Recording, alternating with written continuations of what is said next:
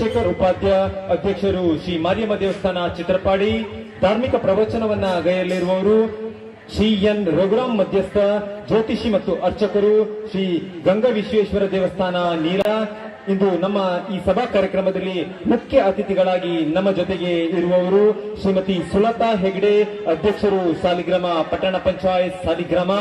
Shri C Suresh Tunga, ನಿವೃತ್ತ ಸಹಾಯಕ ನಿರ್ದೇಶಕರು, ಪದವಿ ಪೂರ್ವ ಶಿಕ್ಷಣ ಇಲಾಖೆ ಬೆಂಗಳೂರು. ಶ್ರೀ ಲಕ್ಷ್ಮೀನಾರಾಯಣ ಕಾರಂತ್ ಚಿತ್ರಪಾಡಿ, ಪ್ರಾಂಶುಪಾಲರು ಎಂಜಿಎಂ ಕಾಲೇಜು ಉಡುಪಿ. ಶ್ರೀಮತಿ ಭೋಜಮ್ಮ, ಮಾಲಕರು ಶ್ರೀನಿಧಿ ಎಂಟರ್ಪ್ರೈಸಸ್ ಸಾಲಿಗ್ರಾಮ.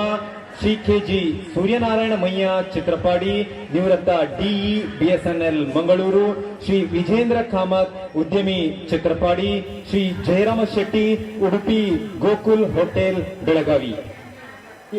ಇವರೊಂದಿಗೆ ಈ ಸಭೆಯಲ್ಲಿ ಗೌರವ ಉಪಸ್ಥಿತಿಯನ್ನ ತೋರ್ಪಡಿಸಲಿರುವಂತವರು ಪಿಎಸ್ ಕೃಷ್ಣಮೂರ್ತಿ ಭಟ್, ಗೌರವಾಧ್ಯಕ್ಷರು ಮಾರಿಯಮ್ಮ ದೇವಸ್ಥಾನ ಚಿತ್ರಪಾಡಿ. ಅದೇ ರೀತಿಯಲ್ಲಿ ಶ್ರೀ ಆನಂದ ಗಾಣಿಗ, ಕಾರ್ಯದರ್ಶಿ ಮಾರಿಯಮ್ಮ ದೇವಸ್ಥಾನ ಚಿತ್ರಪಾಡಿ.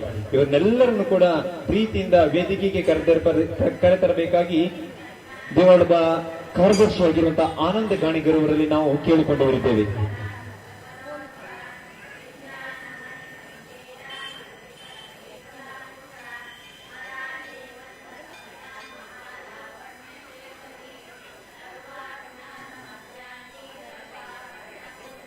ಈ ಧಾರ್ಮಿಕ ಸಭಾ ಕಾರ್ಯಕ್ರಮದ ಅಧ್ಯಕ್ಷತೆಯನ್ನು ಚಂದ್ರಶೇಖರ್ ಉಪಾಧ್ಯರು ಕೂಡ ವಹಿಸಿಕೊಳ್ಳಬೇಕು. ಧಾರ್ಮಿಕ ಪ್ರವಚನವನ್ನ ಇಂದು ಗೈಯಲಿರುವಂತವರು ಶ್ರೀ ಎನ್ ರಘುರಾಮ್ ಮಧ್ಯಸ್ಥ, ಜ್ಯೋತಿಷಿ ಮತ್ತು ಅರ್ಚಕರು ಗಂಗಾ ವಿಶ್ವೇಶ್ವರ ದೇವಸ್ಥಾನ ನೀಲಾವರ. ಮುಖ್ಯ ಅತಿಥಿಗಳಾಗಿ ನಮ್ಮ ಜೊತೆಗಿರುವವರು ಶ್ರೀಮತಿ ಸುಲತಾ ಹೆಗಡೆ, ಅಧ್ಯಕ್ಷರು ಸಾಲಿಗ್ರಾಮ ಪಟ್ಟಣ ಪಂಚಾಯತ್ ಸಾಲಿಗ್ರಾಮ. ಶ್ರೀ ಸಿ ಸುರೇಶ ತುಂಗ, ನಿವೃತ್ತ ಸಹಾಯಕ ನಿರ್ದೇಶಕರು, ಪದವಿ ಪೂರ್ವ ಶಿಕ್ಷಣ ಇಲಾಖೆ ಬೆಂಗಳೂರು. ಶ್ರೀ ಲಕ್ಷ್ಮೀನಾರಾಯಣ ಕಾರಂತ್ ಚಿತ್ರಪಾಡಿ, ಪ್ರಾಂಶುಪಾಲರು ಎಂಜಿಎಂ ಕಾಲೇಜು ಉಡುಪಿ. ಶ್ರೀಮತಿ ಭೋಜಮ್ಮ, ಮಾಲಕರು ಶ್ರೀನಿಧಿ ಎಂಟರ್ಪ್ರೈಸಸ್ ಸಾಲಿಗ್ರಾಮ. ಶ್ರೀ ಕೆಜಿ ಸೂರ್ಯನಾರಾಯಣ ಮಯ್ಯ ಚಿತ್ರಪಾಡಿ, ನಿವೃತ್ತ ಡಿಇ ಬಿಎಸ್ಎನ್ಎಲ್ ಮಂಗಳೂರು. ಶ್ರೀ ವಿಜೇಂದ್ರ ಕಾಮತ್, ಉದ್ಯಮಿ ಚಿತ್ರಪಾಡಿ. ಜಯರಾಮ ಶೆಟ್ಟಿ, ಉಡುಪಿ ಗೋಕುಲ ಬೆಳಗಾವಿ. ಶ್ರೀ ಬಿಎಸ್ ಕೃಷ್ಣಮೂರ್ತಿ ಭಟ್, ಗೌರವಾಧ್ಯಕ್ಷರು ಮಾರಿಯಮ್ಮ ದೇವಸ್ಥಾನ ಚಿತ್ರಪಾಡಿ. ಶ್ರೀ ಆನಂದ ಗಾಣಿಗ, ಕಾರ್ಯದರ್ಶಿ ಮಾರಿಯಮ್ಮ ದೇವಸ್ಥಾನ ಚಿತ್ರಪಾಡಿ.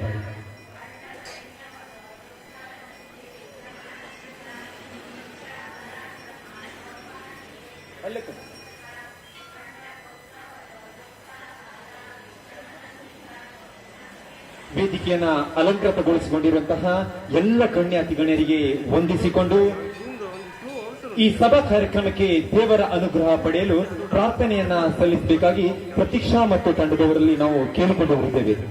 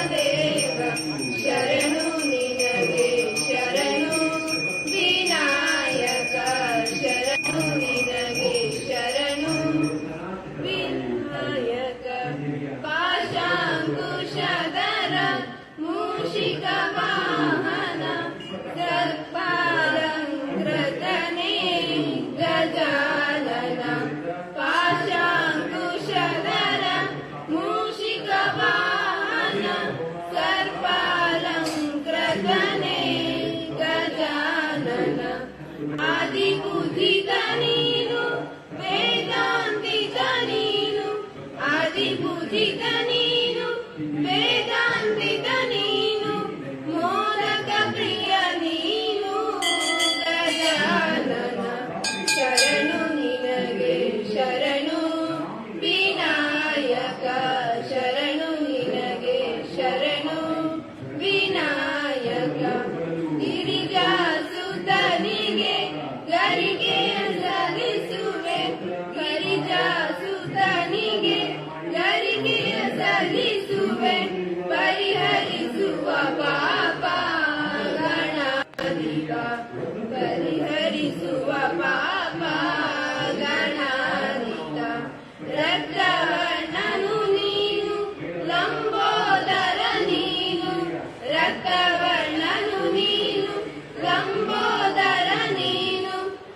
ರಕ್ಷಿಸಿ ಕಾಪಾಡು ಗಣಾಯಕ ಶರಣು ನಿನಗೆ ಶರಣು ವಿನಾಯಕ ಶರಣು ನಿನಗೆ ಶರಣು ವಿನಾಯಕ ವಿನಾಯಕ ನಿತ್ಯದಾಯಕ ದೇವ ವಿನಾಯಕ ನಿತ್ಯದಾಯಕ ದೇವ ಶರಣು ನಿನಗೆ ಶರಣು ವಿನಾಯಕ ಶರಣು ನಿನಗೆ ಶರಣು.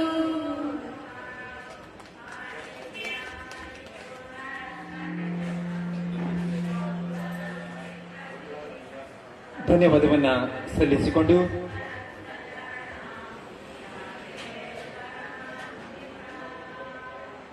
ಮನಗಳು ಬೆಸೆದು ಮಾನವತ್ವ ಬೆಳಗಲೆಂದು ಶಾಂತಿ ಜ್ಯೋತಿ ಚಿನುಗಿ ಚರಣ ಪಲ್ಲವಿಯೂ ಸೇರಿ ಸ್ವಾಗತದ ನಾದ ಮೂಡಲಿ ಎನ್ನುವ ಕಾರಣಕ್ಕೋಸ್ಕರ ಈ ಸಭೆಯಲ್ಲಿ ಉಪಸ್ಥಿತರಿರುವಂತಹ ಎಲ್ಲರಿಗೂ ಕೂಡ ಸ್ವಾಗತವನ್ನ ಕೋರ್ಕೊಳ್ಬೇಕಾಗಿ ದೇವಳದ ಆಡಳಿತ ಮಂಡಳಿಯ ಗೌರವ ಅಧ್ಯಕ್ಷರಾಗಿರುವಂತಹ ಶ್ರೀ PS ಕೃಷ್ಣಮೂರ್ತಿ ಭಟ್ರವರಲ್ಲಿ ನಾವು ವಿನಂತಿಸಿಕೊಂಡವರಿದ್ದೇವೆ.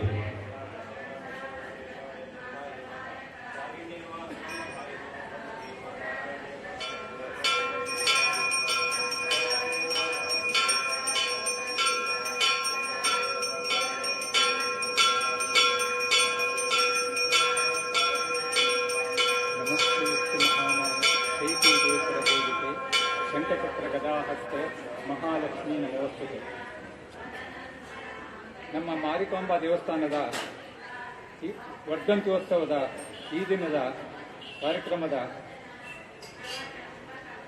ಮುಖ್ಯ ಅತಿಥಿಗಳಾಗಿ ಹಾಗೂ ಧಾರ್ಮಿಕ ಪ್ರವಚನವನ್ನು ನೀಡಲು ಶ್ರೀ ಎನ್ ರಘುರಾಮ ಮಧ್ಯಸ್ಥ ಜ್ಯೋತಿಷಿ ಹಾಗೂ ಅರ್ಚಕರು ಶ್ರೀ ಗಂಗಾ ವಿಶ್ವೇಶ್ವರ ದೇವಸ್ಥಾನ ನೀಲಾವರ ಅವರು ದಯಮಾಡಿಸಿದ್ದಾರೆ. ಅವರಿಗೆ ನಮ್ಮ ಹೃತ್ಪೂರ್ವಕ ವಂದನೆಗಳು, ಒಂದು ಹೃತ್ಪೂರ್ವಕ ಸ್ವಾಗತಗಳು.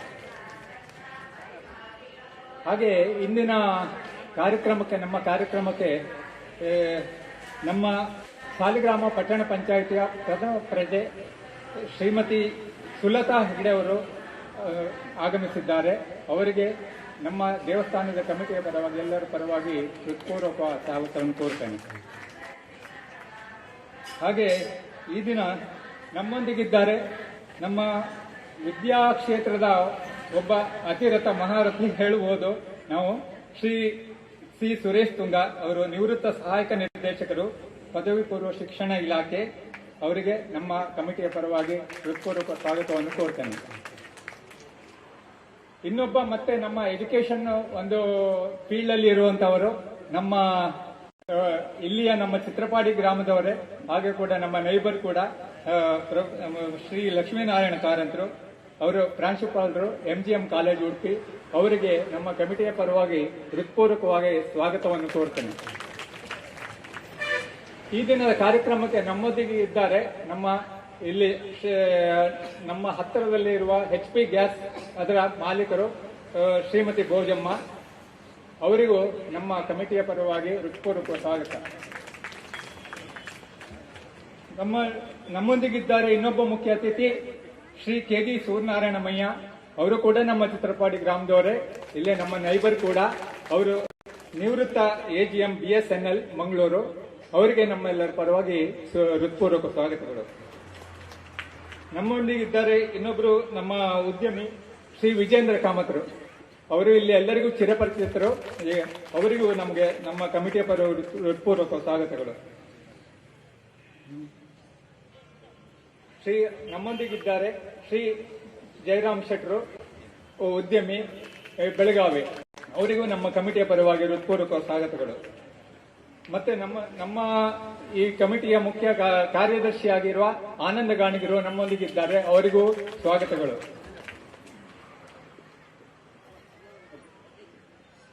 ಹಾಗೂ ಇಲ್ಲಿ ನೆರೆದಿರುವ ಎಲ್ಲಾ ಭಕ್ತಾಭಿಮಾನಿಗಳಿಗೂ ಸ್ವಾಗತವನ್ನು ಕೋರ್ತೇನೆ. ಹಾಗೆ ಮಾಧ್ಯಮ ಮಿತ್ರರಿಗೂ ಕೂಡ, ಪ್ರಿಂಟ್ ಮೀಡಿಯಾ ಮತ್ತು ಟಿವಿ ಮೀಡಿಯಾದವರಿಗೂ ಕೂಡ ಸ್ವಾಗತವನ್ನು ಕೋರ್ತೇನೆ.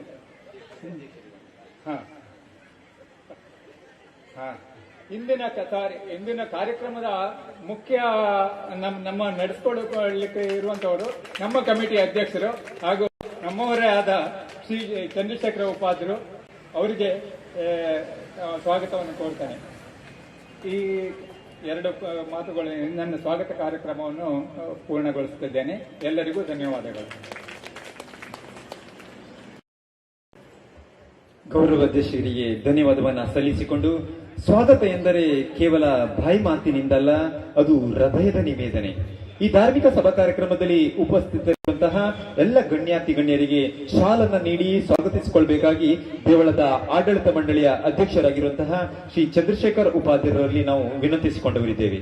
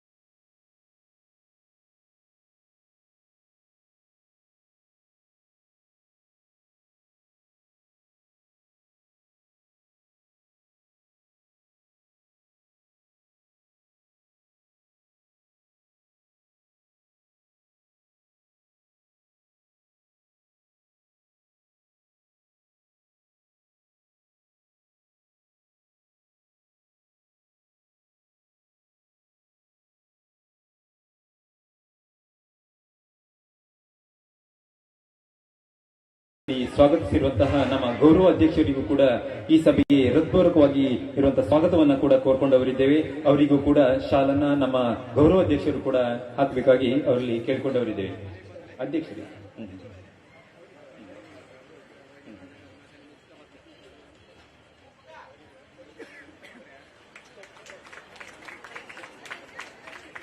ಈ ಧಾರ್ಮಿಕ ಸಭಾ ಕಾರ್ಯಕ್ರಮಕ್ಕೆ ಎಲ್ಲರನ್ನ ಸ್ವಾಗತಿಸಿರುವಂತಹ ದೇವಳದ ಗೌರವ ಅಧ್ಯಕ್ಷರು ಮತ್ತು ಅಧ್ಯಕ್ಷರಿಗೂ ಕೂಡ ಧನ್ಯವಾದವನ್ನ ಸಲ್ಲಿಸಿಕೊಂಡು, ಜನರ ಮನಸ್ಸಿನಲ್ಲಿ ಮೂಡುವ ಭಕ್ತಿ ಭಾವನೆಗಳಿಗೂ ವಿವಿಧ ರೂಪ, ಹಾಗಾಗಿಯೇ ದೇವರ ಆರಾಧನೆಗೂ ಹಲವು 10 ಬಗೆಯ ರೂಪ.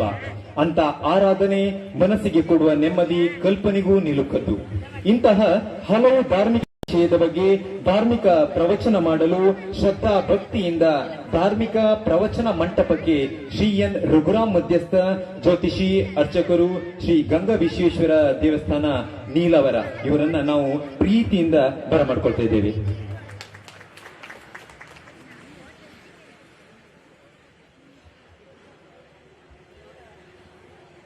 ಕಲ್ಯಾಣಿ ಕಲ್ಪತತೆ ಕರುಣಾಕಟಾಕ್ಷೆ ಕಲ್ಲೋಲ ನಕ್ಷಿತ ಕವಿತ್ವ ಕಲಾನಟಿಗೆ ಕಾಮರೋಧ ಶುಭಗೆ ಕರುಣಾನುಕಂಪೆ ಮಾತಾ ಪ್ರಸೀದ ಮಹಿಷಾಸುರಮರ್ದಿನಿತ್ವಂ ಗಂಗಾಧರಂ ಕಪಾಲಾಕ್ಷಂ ಪಂಚವಕ್ತ್ರಂ ತಲೋಚನಂ ವಿದ್ಯುತ್ಕೋಟಿ ಪ್ರತೀಕಾಶಂ ವಂದೇಹಂ ಪಾರ್ವತೀಪತಿಂ.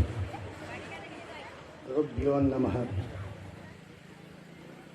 ಮಾವಿಕಾಂಬ ದೇವಸ್ಥಾನದ ವರ್ಧಂತ್ಯೋತ್ಸವಕ್ಕೆ ಆಗಮಿಸಿದಂಥ ಸರ್ವ ವೇದಿಕೆಯಲ್ಲಿ ನಾನಾ ಭಾಗದಲ್ಲಿ ಗುರುತಿಸಿಕೊಂಡಂಥ ಗಣ್ಯರೇ ಹಾಗೂ ದೇವಿಯ ಸದ್ಭಕ್ತರೇ, ಭಗವಂತ ಅಂತ ಹೇಳಿದ್ರೆ ಏನು ಅಂತ ಹೇಳಿದ್ರೆ ನಮಗೆ ಮೊದಲು ಅರ್ಥ ಆಗಲಿ. ಭಗವಂತ ಏನು ಅಂತ ನಮಗೆ ಮೊದಲು ಅರ್ಥ ಆದರೆ ನಾವು ಮಾಡ್ತಕ್ಕಂಥ ಪೂಜೆ ಭಗವಂತನಿಗೆ ತಲುಪ್ತದೆ. ಭಗವಂತನ ಅರ್ಥತೆ ನಮಗೆ ಆಗಲಿಲ್ಲ ಅಂತಾದ್ರೆ ನಾವು ಪೂಜೆ ಮಾಡೋದ್ರಲ್ಲಿ ಅರ್ಥವೇ ಇಲ್ಲ. ಜನ್ಮ ಕೊಟ್ಟ ಮಾತಾಪಿತೃವನ್ನು ನಾವು ಸಭೆಯಲ್ಲಿ ಗುರುತಿಸ್ತೇವೆ ಅಥವಾ ಒಂದು ಸಮಾಜದಲ್ಲಿ ಗುರುತಿಸ್ತೇವೆ ಅಂತ ಯಾಕೆಂತ ಹೇಳಿ ನಾವು ಅಲ್ಲಿಂದ ಜನ್ಮವನ್ನು ಎತ್ತಿದ್ದೇವೆ. ಅಂತ ಜನ್ಮವನ್ನು ಎತ್ತಿದಂತ ಮಾತಾಪಿತೃ ನಮಗೆ ಪರಿಚಿತರಾಗಿರ್ತಾರಂತಾದ್ರೆ ಈ ಭಗವಂತನ ನೆಲೆಯಲ್ಲಿ ಪ್ರತಿಯೊಬ್ಬ ಭಕ್ತನಿಗೂ ಭಗವಂತ ಏನಂತ ಅರ್ಥ ಆದ್ರೆ, ಭಗವಂತನ ಸೃಷ್ಟಿಯ ನಿಯಮಗಳು ಏನು ಅಂತ ಅರ್ಥ ಆದ್ರೆ ನಾವು ಮಾಡ್ತಕ್ಕಂಥ ಪೂಜೆಯಲ್ಲಿ ಭಗವಂತನ ಪ್ರಸನ್ನನಾಗ್ತಾನೆ ಅಂತ ನಮ್ಮ ಅನಿಸಿಕೆ. ಭಗವಂತ ಅಂತ ಹೇಳಿದ್ರೆ ಇನ್ನೊಂದು ಅರ್ಥದಲ್ಲಿ ಹೇಳತಕ್ಕಂಥದ್ದು ಸತ್ಯ ಅಂತ. ನಮ್ಮ ಆತ್ಮಕ್ಕೆ ನಾವು ಹೇಗೆ ಸುಳ್ಳು ಹೇಳುತ್ತಾಗುದಿಲ್ಲವೋ, ನಮ್ಮ ಆತ್ಮಕ್ಕೆ ಯಾವುದು ಸತ್ಯ ಅಂತ ನಿರಂತರವಾಗಿ ಗೊತ್ತಿರ್ತದೋ ಅಂತ ಸತ್ಯ ಆತ್ಮಕ್ಕೆ ಹೊರತುಪಡಿಸಿ ಬೇರೆಯವರಿಗೆ ನಾವು ಹೇಳಿದ್ರೆ ಮಾತ್ರ ಸುಳ್ಳು ಅಂತ ಗೊತ್ತಾಗುತ್ತೆ. ಅಂತ ಸತ್ಯತೆ ನಮ್ಮ ಆತ್ಮದಲ್ಲಿ ಇದೆ ಅಂತ ಆದ್ರೆ ಆ ಸತ್ಯತೆಯೇ ಭಗವಂತನ ಪ್ರತಿರೂಪ. ಭಗವಂತ ನಿರಾಕಾರ ನಿರ್ಗುಣ ಸಂಪನ್ನನಾಗಿರತಕ್ಕಂಥ ಒಂದು ಅದಮ್ಯವಾದಂಥ ಚೇತನ, ಅದಮ್ಯವಾದಂಥ ಶಕ್ತಿ ಅಂತ. ಭಗವಂತನಿಗೆ ನಾನಾ ವಿಧ ರೂಪವನ್ನು ಕೊಟ್ಟಂತಹದ್ದು ನಾವು ಆಚರಣೆಯಲ್ಲಿ, ನಮ್ಮ ವೈದಿಕ ಪರಂಪರೆಯಲ್ಲಿ, ವೇದಗಳಲ್ಲಿ, ಉಪನಿಷತ್ತುಗಳಲ್ಲಿ ನಾವು ಭಗವಂತ ಹೀಗೆ ಇದ್ದಾನೆ ಅಂತ ನಾವು ಪೂಜಿಸತಕ್ಕಂಥ ಕ್ರಮವನ್ನು ನಾವು ಇವತ್ತು ಜೀವನದಲ್ಲಿ ಅಳವಡಿಸಿಕೊಂಡಿದ್ದೇವೆ. ಯಾಕಂದ್ರೆ ತ್ರೇತ, ತೇತ್ರ, ದ್ವಾಪರ ಯುಗದಲ್ಲಿ ಭಗವಂತ ನಮ್ಮ ಜೊತೆ ಇದ್ದ, ಭಗವಂತನಲ್ಲಿ ಬೇರೆ ಇರಲಿಲ್ಲ. ಭಗವಂತನ ಶಕ್ತಿ ಅಲ್ಲದೆ ಭಗವಂತನ ಪ್ರತಿರೂಪವೇ ನಮ್ಮ ಜೊತೆ ಇರತಕ್ಕಂಥ ಯುಗಗಳು. ಅದಕ್ಕೆ ನಾವು ಸತ್ಯಯುಗ ಅಂತ ವ್ಯಾಖ್ಯಾನಿಸ್ತೇವೆ. ನಾವು ವೇದದಲ್ಲಿ ಅದನ್ನು ಸತ್ಯಯುಗ ಅಂತ ಹೇಳ್ತೇವೆ. ಯಾಕಂದ್ರೆ ಅದಕ್ಕೆ ನಾನು ಸತ್ಯತೆಯ ಭಗವಂತನ ಪ್ರತಿರೂಪವನ್ನು ನಾನು ಅಲ್ಲಿ ಹೇಳಿದ್ದು. ಅದು ಸತ್ಯಯುಗವಾಗಿತ್ತು. ಆ ಸತ್ಯಯುಗದಲ್ಲಿ ಭಗವಂತ ನಮ್ಮ ಜೊತೆ ಇದ್ದಾನೆ. ಈ ಯುಗ ಕಲಿಯುಗ ಅನ್ನುವಂಥದ್ದು ಭಗವಂತನ ಶಕ್ತಿ ಇದೆ, ಭಗವಂತನ ಪ್ರತಿರೂಪ ಇದೆ, ಭಗವಂತ ನಮ್ಮ ಜೊತೆಯಲ್ಲಿಲ್ಲ. ಅದರ ಅರ್ಥ ಇದು ಸುಳ್ಳು ಯುಗ ಅಂತಲ್ಲ, ಇದು ಸತ್ಯಯುಗವೇ. ಆದರೆ ಕಲಿಯುಗದ ನಿಯಮ ಒಂದು ಉಂಟು, ಪಾಪ ಇಲ್ಲದೆ ಕಲಿಯುಗ ಇಲ್ಲ. ಕಲಿಯುಗ ಅಂತ ನಿಮ್ಮ ಅರ್ಥ ಪಾಪಗಳ ಯುಗವಂತಲೇ ಅರ್ಥ. ಅದು ಪಾಪ ಇಲ್ಲದೆ ಕಲಿಯುಗದಲ್ಲಿ ಮನುಷ್ಯ ಆಗಲಿ ಯಾವ ಜೀವ ಜಂತುಗಳು ಬದುಕಲಿಕ್ಕೆ ಸಾಧ್ಯವಿಲ್ಲ. ಇದು ಭಗವಂತನ ನಿಯಮ. ಪ್ರತಿಯೊಬ್ಬ ಮಾನವನು ಬದುಕಬೇಕಾದ್ರೆ ಒಂದಲ್ಲ ಒಂದು ರೀತಿಯ ಪಾಪಗಳನ್ನು ಮಾಡ್ತಾನೆ. ಆ ಪಾಪಗಳೇ ಕಲಿಯುಗದಲ್ಲಿ ವಿಶೇಷವಾದಕ್ಕಂತ ನಮಗೆ ಅವನತಿ ಕೊಡತಕ್ಕಂಥ ದುರ್ಮಾರ್ಗಗಳು. ಆ ಕಲಿಯುಗದಲ್ಲಿ ಪಾಪಗಳನ್ನು ಮಾಡು ನಮ್ಮಿಂದ ನಾವು ಅವಸಾನವನ್ನು ಕಂಡುಕೊಳ್ಳುವುದೇ ಕಲಿಯುಗದ ಮಹಿಮೆ. ಇಲ್ಲಿ ಯಾರಿಗೂ ಶತ್ರುಗಳು ಇಲ್ಲ. ನಮ್ಮೊಳಗೆ ಇರತಕ್ಕಂತಹ ಶತ್ರುಗಳು ಕಾಮ, ಕ್ರೋಧ, ಮೋಹ, ಲೋಭ, ಮದ, ಮತ್ಸರಾದಿಗಳನ್ನು ನಾವು ಬೆಳೆಸಿಕೊಂಡು ವಿಶೇಷವಾದಂತ ನಮಗೆ ದಕ್ಕದಿರತಕ್ಕಂಥ ವಸ್ತುಗಳ ಬಗ್ಗೆ ಆಸಕ್ತಿಯನ್ನು ಹೊಂದಿರತಕ್ಕಂಥದ್ದು ಇದು ಕಾಮ. ಮೋಹ, ನಮಗೇನು ಸಾಧ್ಯವಿಲ್ಲದಂತ ನಮಗೆ ನಿಲುಕಿದಂಥ ವಸ್ತುಗಳ ಬಗ್ಗೆ ಮೋಹವನ್ನು ಹೊಂದತಕ್ಕಂಥದ್ದು. ಕ್ರೋಧ, ಅನಾವಶ್ಯಕವಾಗಿ ನಾವು ಕ್ರೋಧವನ್ನು ನಮ್ಮ ಜೀವನದಲ್ಲಿ ತಂದುಕೊಳ್ಳುವಂತಹದ್ದು. ಮದ, ನಮ್ಮ ಹಣ ಇದೆ, ನಮ್ಮಲ್ಲಿ ತೋಳ್ಬದೆ ಇದೆ, ನಮ್ಮಲ್ಲಿ ಅಧಿಕಾರ ಇದೆ ಅನ್ನುವಂತ ಮದದಿಂದ ಬದುಕತಕ್ಕಂಥದ್ದು. ಮತ್ಸರ, ಇನ್ನೊಬ್ಬನ ಜೀವನವನ್ನು ಉತ್ಕೃಷ್ಟ ಮಟ್ಟದಲ್ಲಿ ನೋಡ್ಲಿಕ್ಕೆ ನಾವು ಅಸೂಯೆ ಪಡತಕ್ಕಂಥದ್ದು, ಇದು ಮತ್ಸರ. ಇದರಿಂದಲೇ ನಮಗೆ ಪಾಪಗಳು ಹುಟ್ಟುಕೊಳ್ಳಬಹುದು, ನಮಗೆ ಶತ್ರುಗಳು ಹುಟ್ಟುಕೊಳ್ಳುವುದೇ ವಿನಃ ಇದಿಷ್ಟನ್ನು ಜಯಿಸಿದಂತ ವ್ಯಕ್ತಿಗೆ ಈ ಪ್ರಪಂಚದಲ್ಲಿ ಶತ್ರುಗಳೇ ಇಲ್ಲ. ಇದನ್ನು ಜಯಿಸಲಿಕ್ಕೆ ಕಲಿಯುಗದಲ್ಲಿ ಕಷ್ಟವೇ. ಭಗವಂತ ಅನ್ವರ್ಥ ನಾಮವನ್ನು ಕೊಟ್ಟಿದ್ದಾನೆ. ಕಲಿಯುಗದಲ್ಲಿ ಇದರ ಬಗ್ಗೆ ಸಾಧನೆ ಮಾಡಲಿಕ್ಕಾಗಿ ಮನುಷ್ಯ ಪ್ರಯತ್ನ ಪಡಬೇಕು. ಆ ಪ್ರಯತ್ನದಿಂದ ಭಗವಂತ ಮನುಷ್ಯನನ್ನು ಕಾಣಬೇಕು ಅಂತೇಳಿ ಅದಕ್ಕೆ ಸತ್ಯ ಅಂತ ನಾನು ಹೇಳಿದ್ದೆ. ನಮ್ಮಲ್ಲಿ ನಾವು ಯಾವ ರೀತಿಯ ಸತ್ಯವನ್ನು ಬೆಳೆಸಿಕೊಳ್ತೇವೋ, ಆ ಕಾಮ, ಕ್ರೋಧ, ಷಡ್ವೇಗದಿಂದ ದೂರ ಇರ್ತೇವೋ, ಅದರಿಂದ ನಾವು ಭಗವಂತನನ್ನು ಕಾಣಲಿಕ್ಕೆ ಸಾಧ್ಯ. ಅದು ಎಲ್ಲವನ್ನು ತ್ಯಜಿಸಲಿಕ್ಕೆ ಸಾಧ್ಯವಾಗುವುದು ಭಕ್ತಿಯಿಂದಲೇ ಮಾತ್ರ.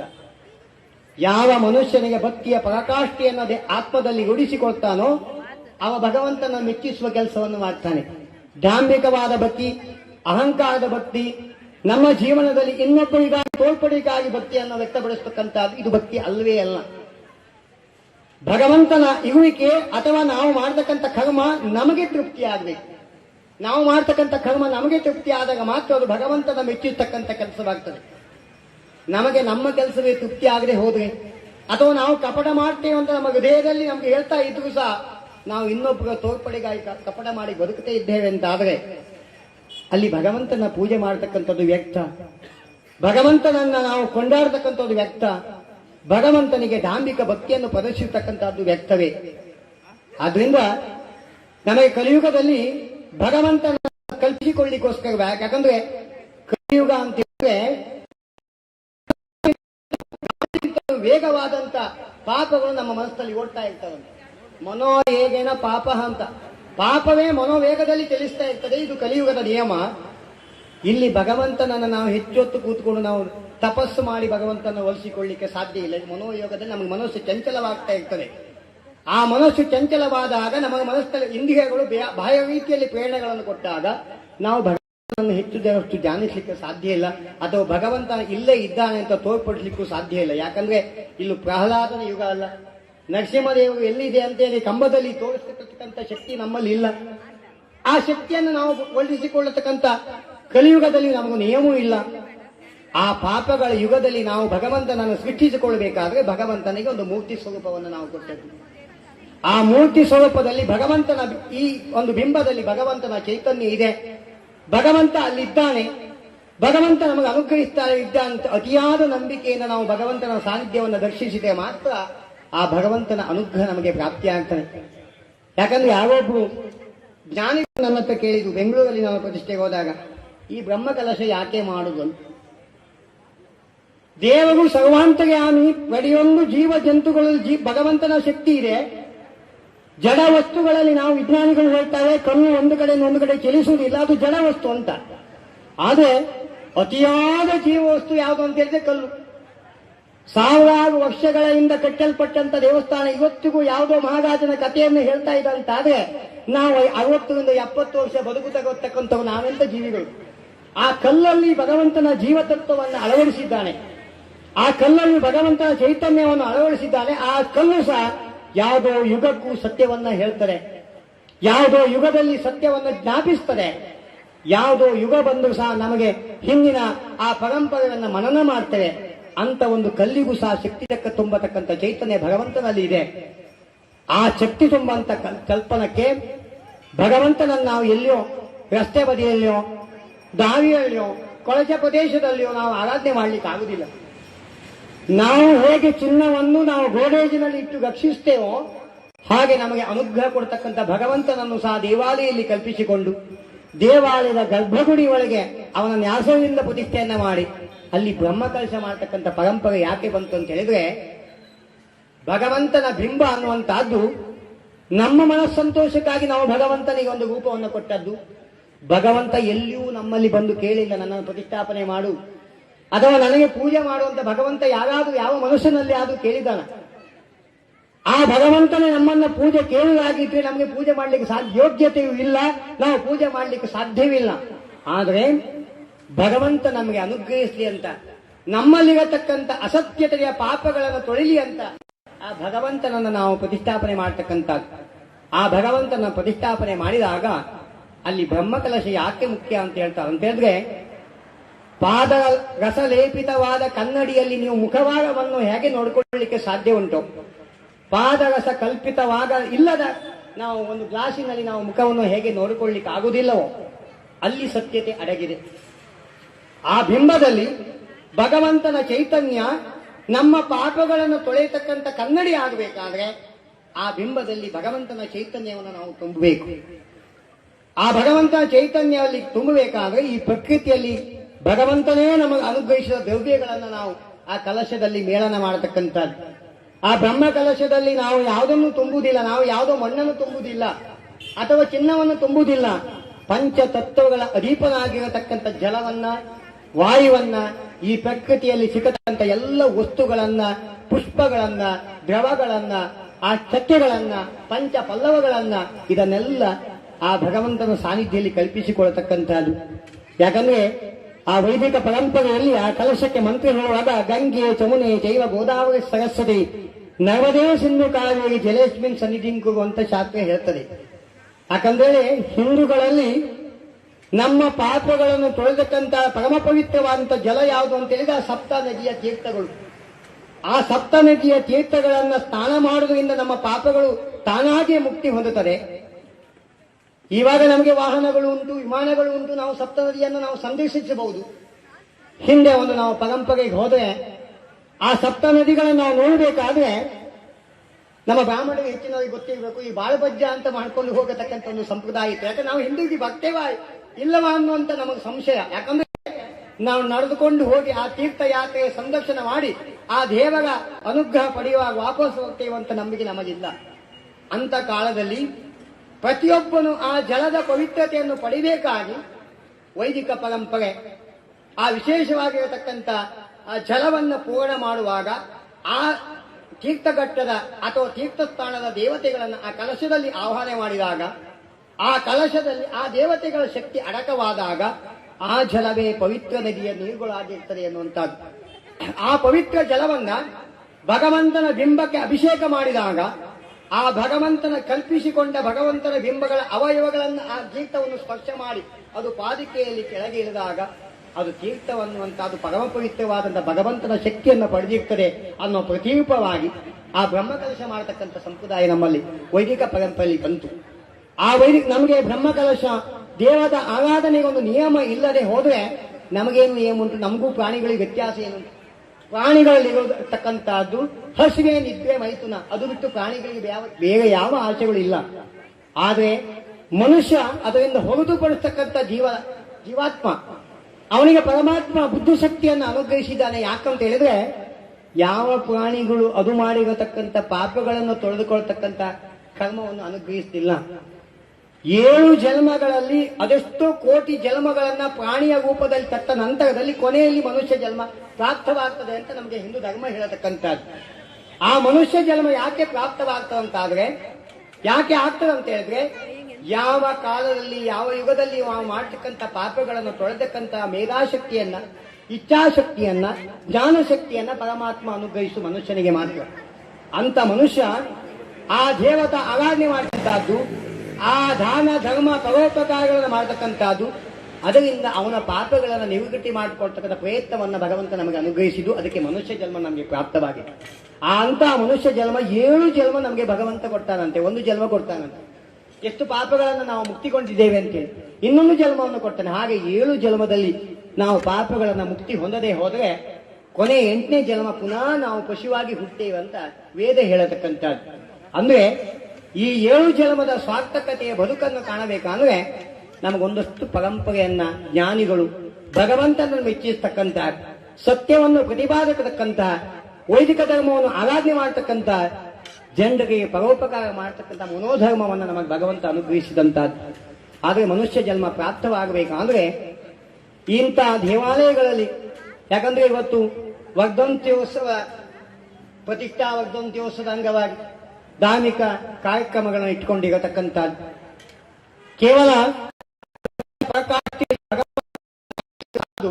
ಆ ಭಗವಂತನ ಅರ್ಥವಿಸಿಕೊಂಡು ನಮಗೆ ಪ್ರಾಪ್ತ ಆಗಿರಬೇಕು ಅಂತ ಇವತ್ತು ಒಂದು ಕಾರ್ಯಕ್ರಮವನ್ನು ಆಯೋಜಿಸಿರಬೇಕು. ಯಾಕಂದ್ರೆ ದಾಸರು ಹೇಳ್ತಾರೆ, ಕೆಲಸವನ್ನು ಮಾಡುವಾಗ ಆ ಕೆಲಸದ ಪರಿಪೂರ್ಣತೆ ಅರಿತು ಕೆಲಸವನ್ನು ಮಾಡಬೇಕು ಅಂತ. ಯಾರೋ ಹೇಳ್ತಾರಂತ ಕೆಲಸ ಮಾಡಿದ್ರೆ ಒಂದು ಕತ್ತೆಯ ಮೈ ಮೇಲೆ ಒಂದಷ್ಟು ಭಾಗವನ್ನು ಹಾಕಿ ಇಲ್ಲಿಂದ ಅಲ್ಲಿಗೆ ಚಲಿಸಿಕೊಂಡು ಹೋದಾಗ ಆ ಕತ್ತೆಗೇನು ಗೊತ್ತಿರುತ್ತೆ ನನ್ನ ಮೈ ಮೇಲೆ ಏನಿದೆ, ಭಾಗ ಏನಿದೆ ಅಂತ. ಅದು ಜನ್ಮ, ಕತ್ತೆದು ಜನ್ಮ. ನಮಗೆ ನಾವು ಭಗವಂತನ ಆರಾಧನೆ ಮಾಡ್ತಕ್ಕಂಥದ್ದು ಯಾಕೆ ಅಂತ ನಮಗೆ ಗೊತ್ತಿಲ್ಲದ್ರೆ ಆ ಕತ್ತೆ ಜನ್ಮಕ್ಕೂ ನಮ್ಮ ಜನ್ಮಕ್ಕೂ ಏನು ವ್ಯತ್ಯಾಸ ಇದೆ. ಆದ್ರಿಂದ ಅರ್ಥವಿಸಿಕೊಂಡು ನಾವು ಜಾನಪದಗಾಗಿ ಕೆಲಸವನ್ನು ಮಾಡಬೇಕು ಅನ್ನುವಂಥದ್ದು. ಆದ್ರಿಂದ ಆ ಜ್ಞಾನವನ್ನು ನಿಮಗೆ ತುಂಬಿಸಿಕೊಳ್ಬೇಕು. ನಾನೇನು ದೊಡ್ಡ ಆಧ್ಯಾತ್ಮಿಕ ಪ್ರವಚನ ಮಾಡ್ತಕ್ಕಂಥ ಜೀವಿ ಅಲ್ಲ. ಆದ್ರೆ ಸತ್ಯ ಧರ್ಮಕ್ಕೆ ಮನುಷ್ಯ ಹೇಗೆ ಬದುಕಬೇಕೊಳ್ಳುವುದರಲ್ಲಿ ಏನು ತಪ್ಪಿಲ್ಲ.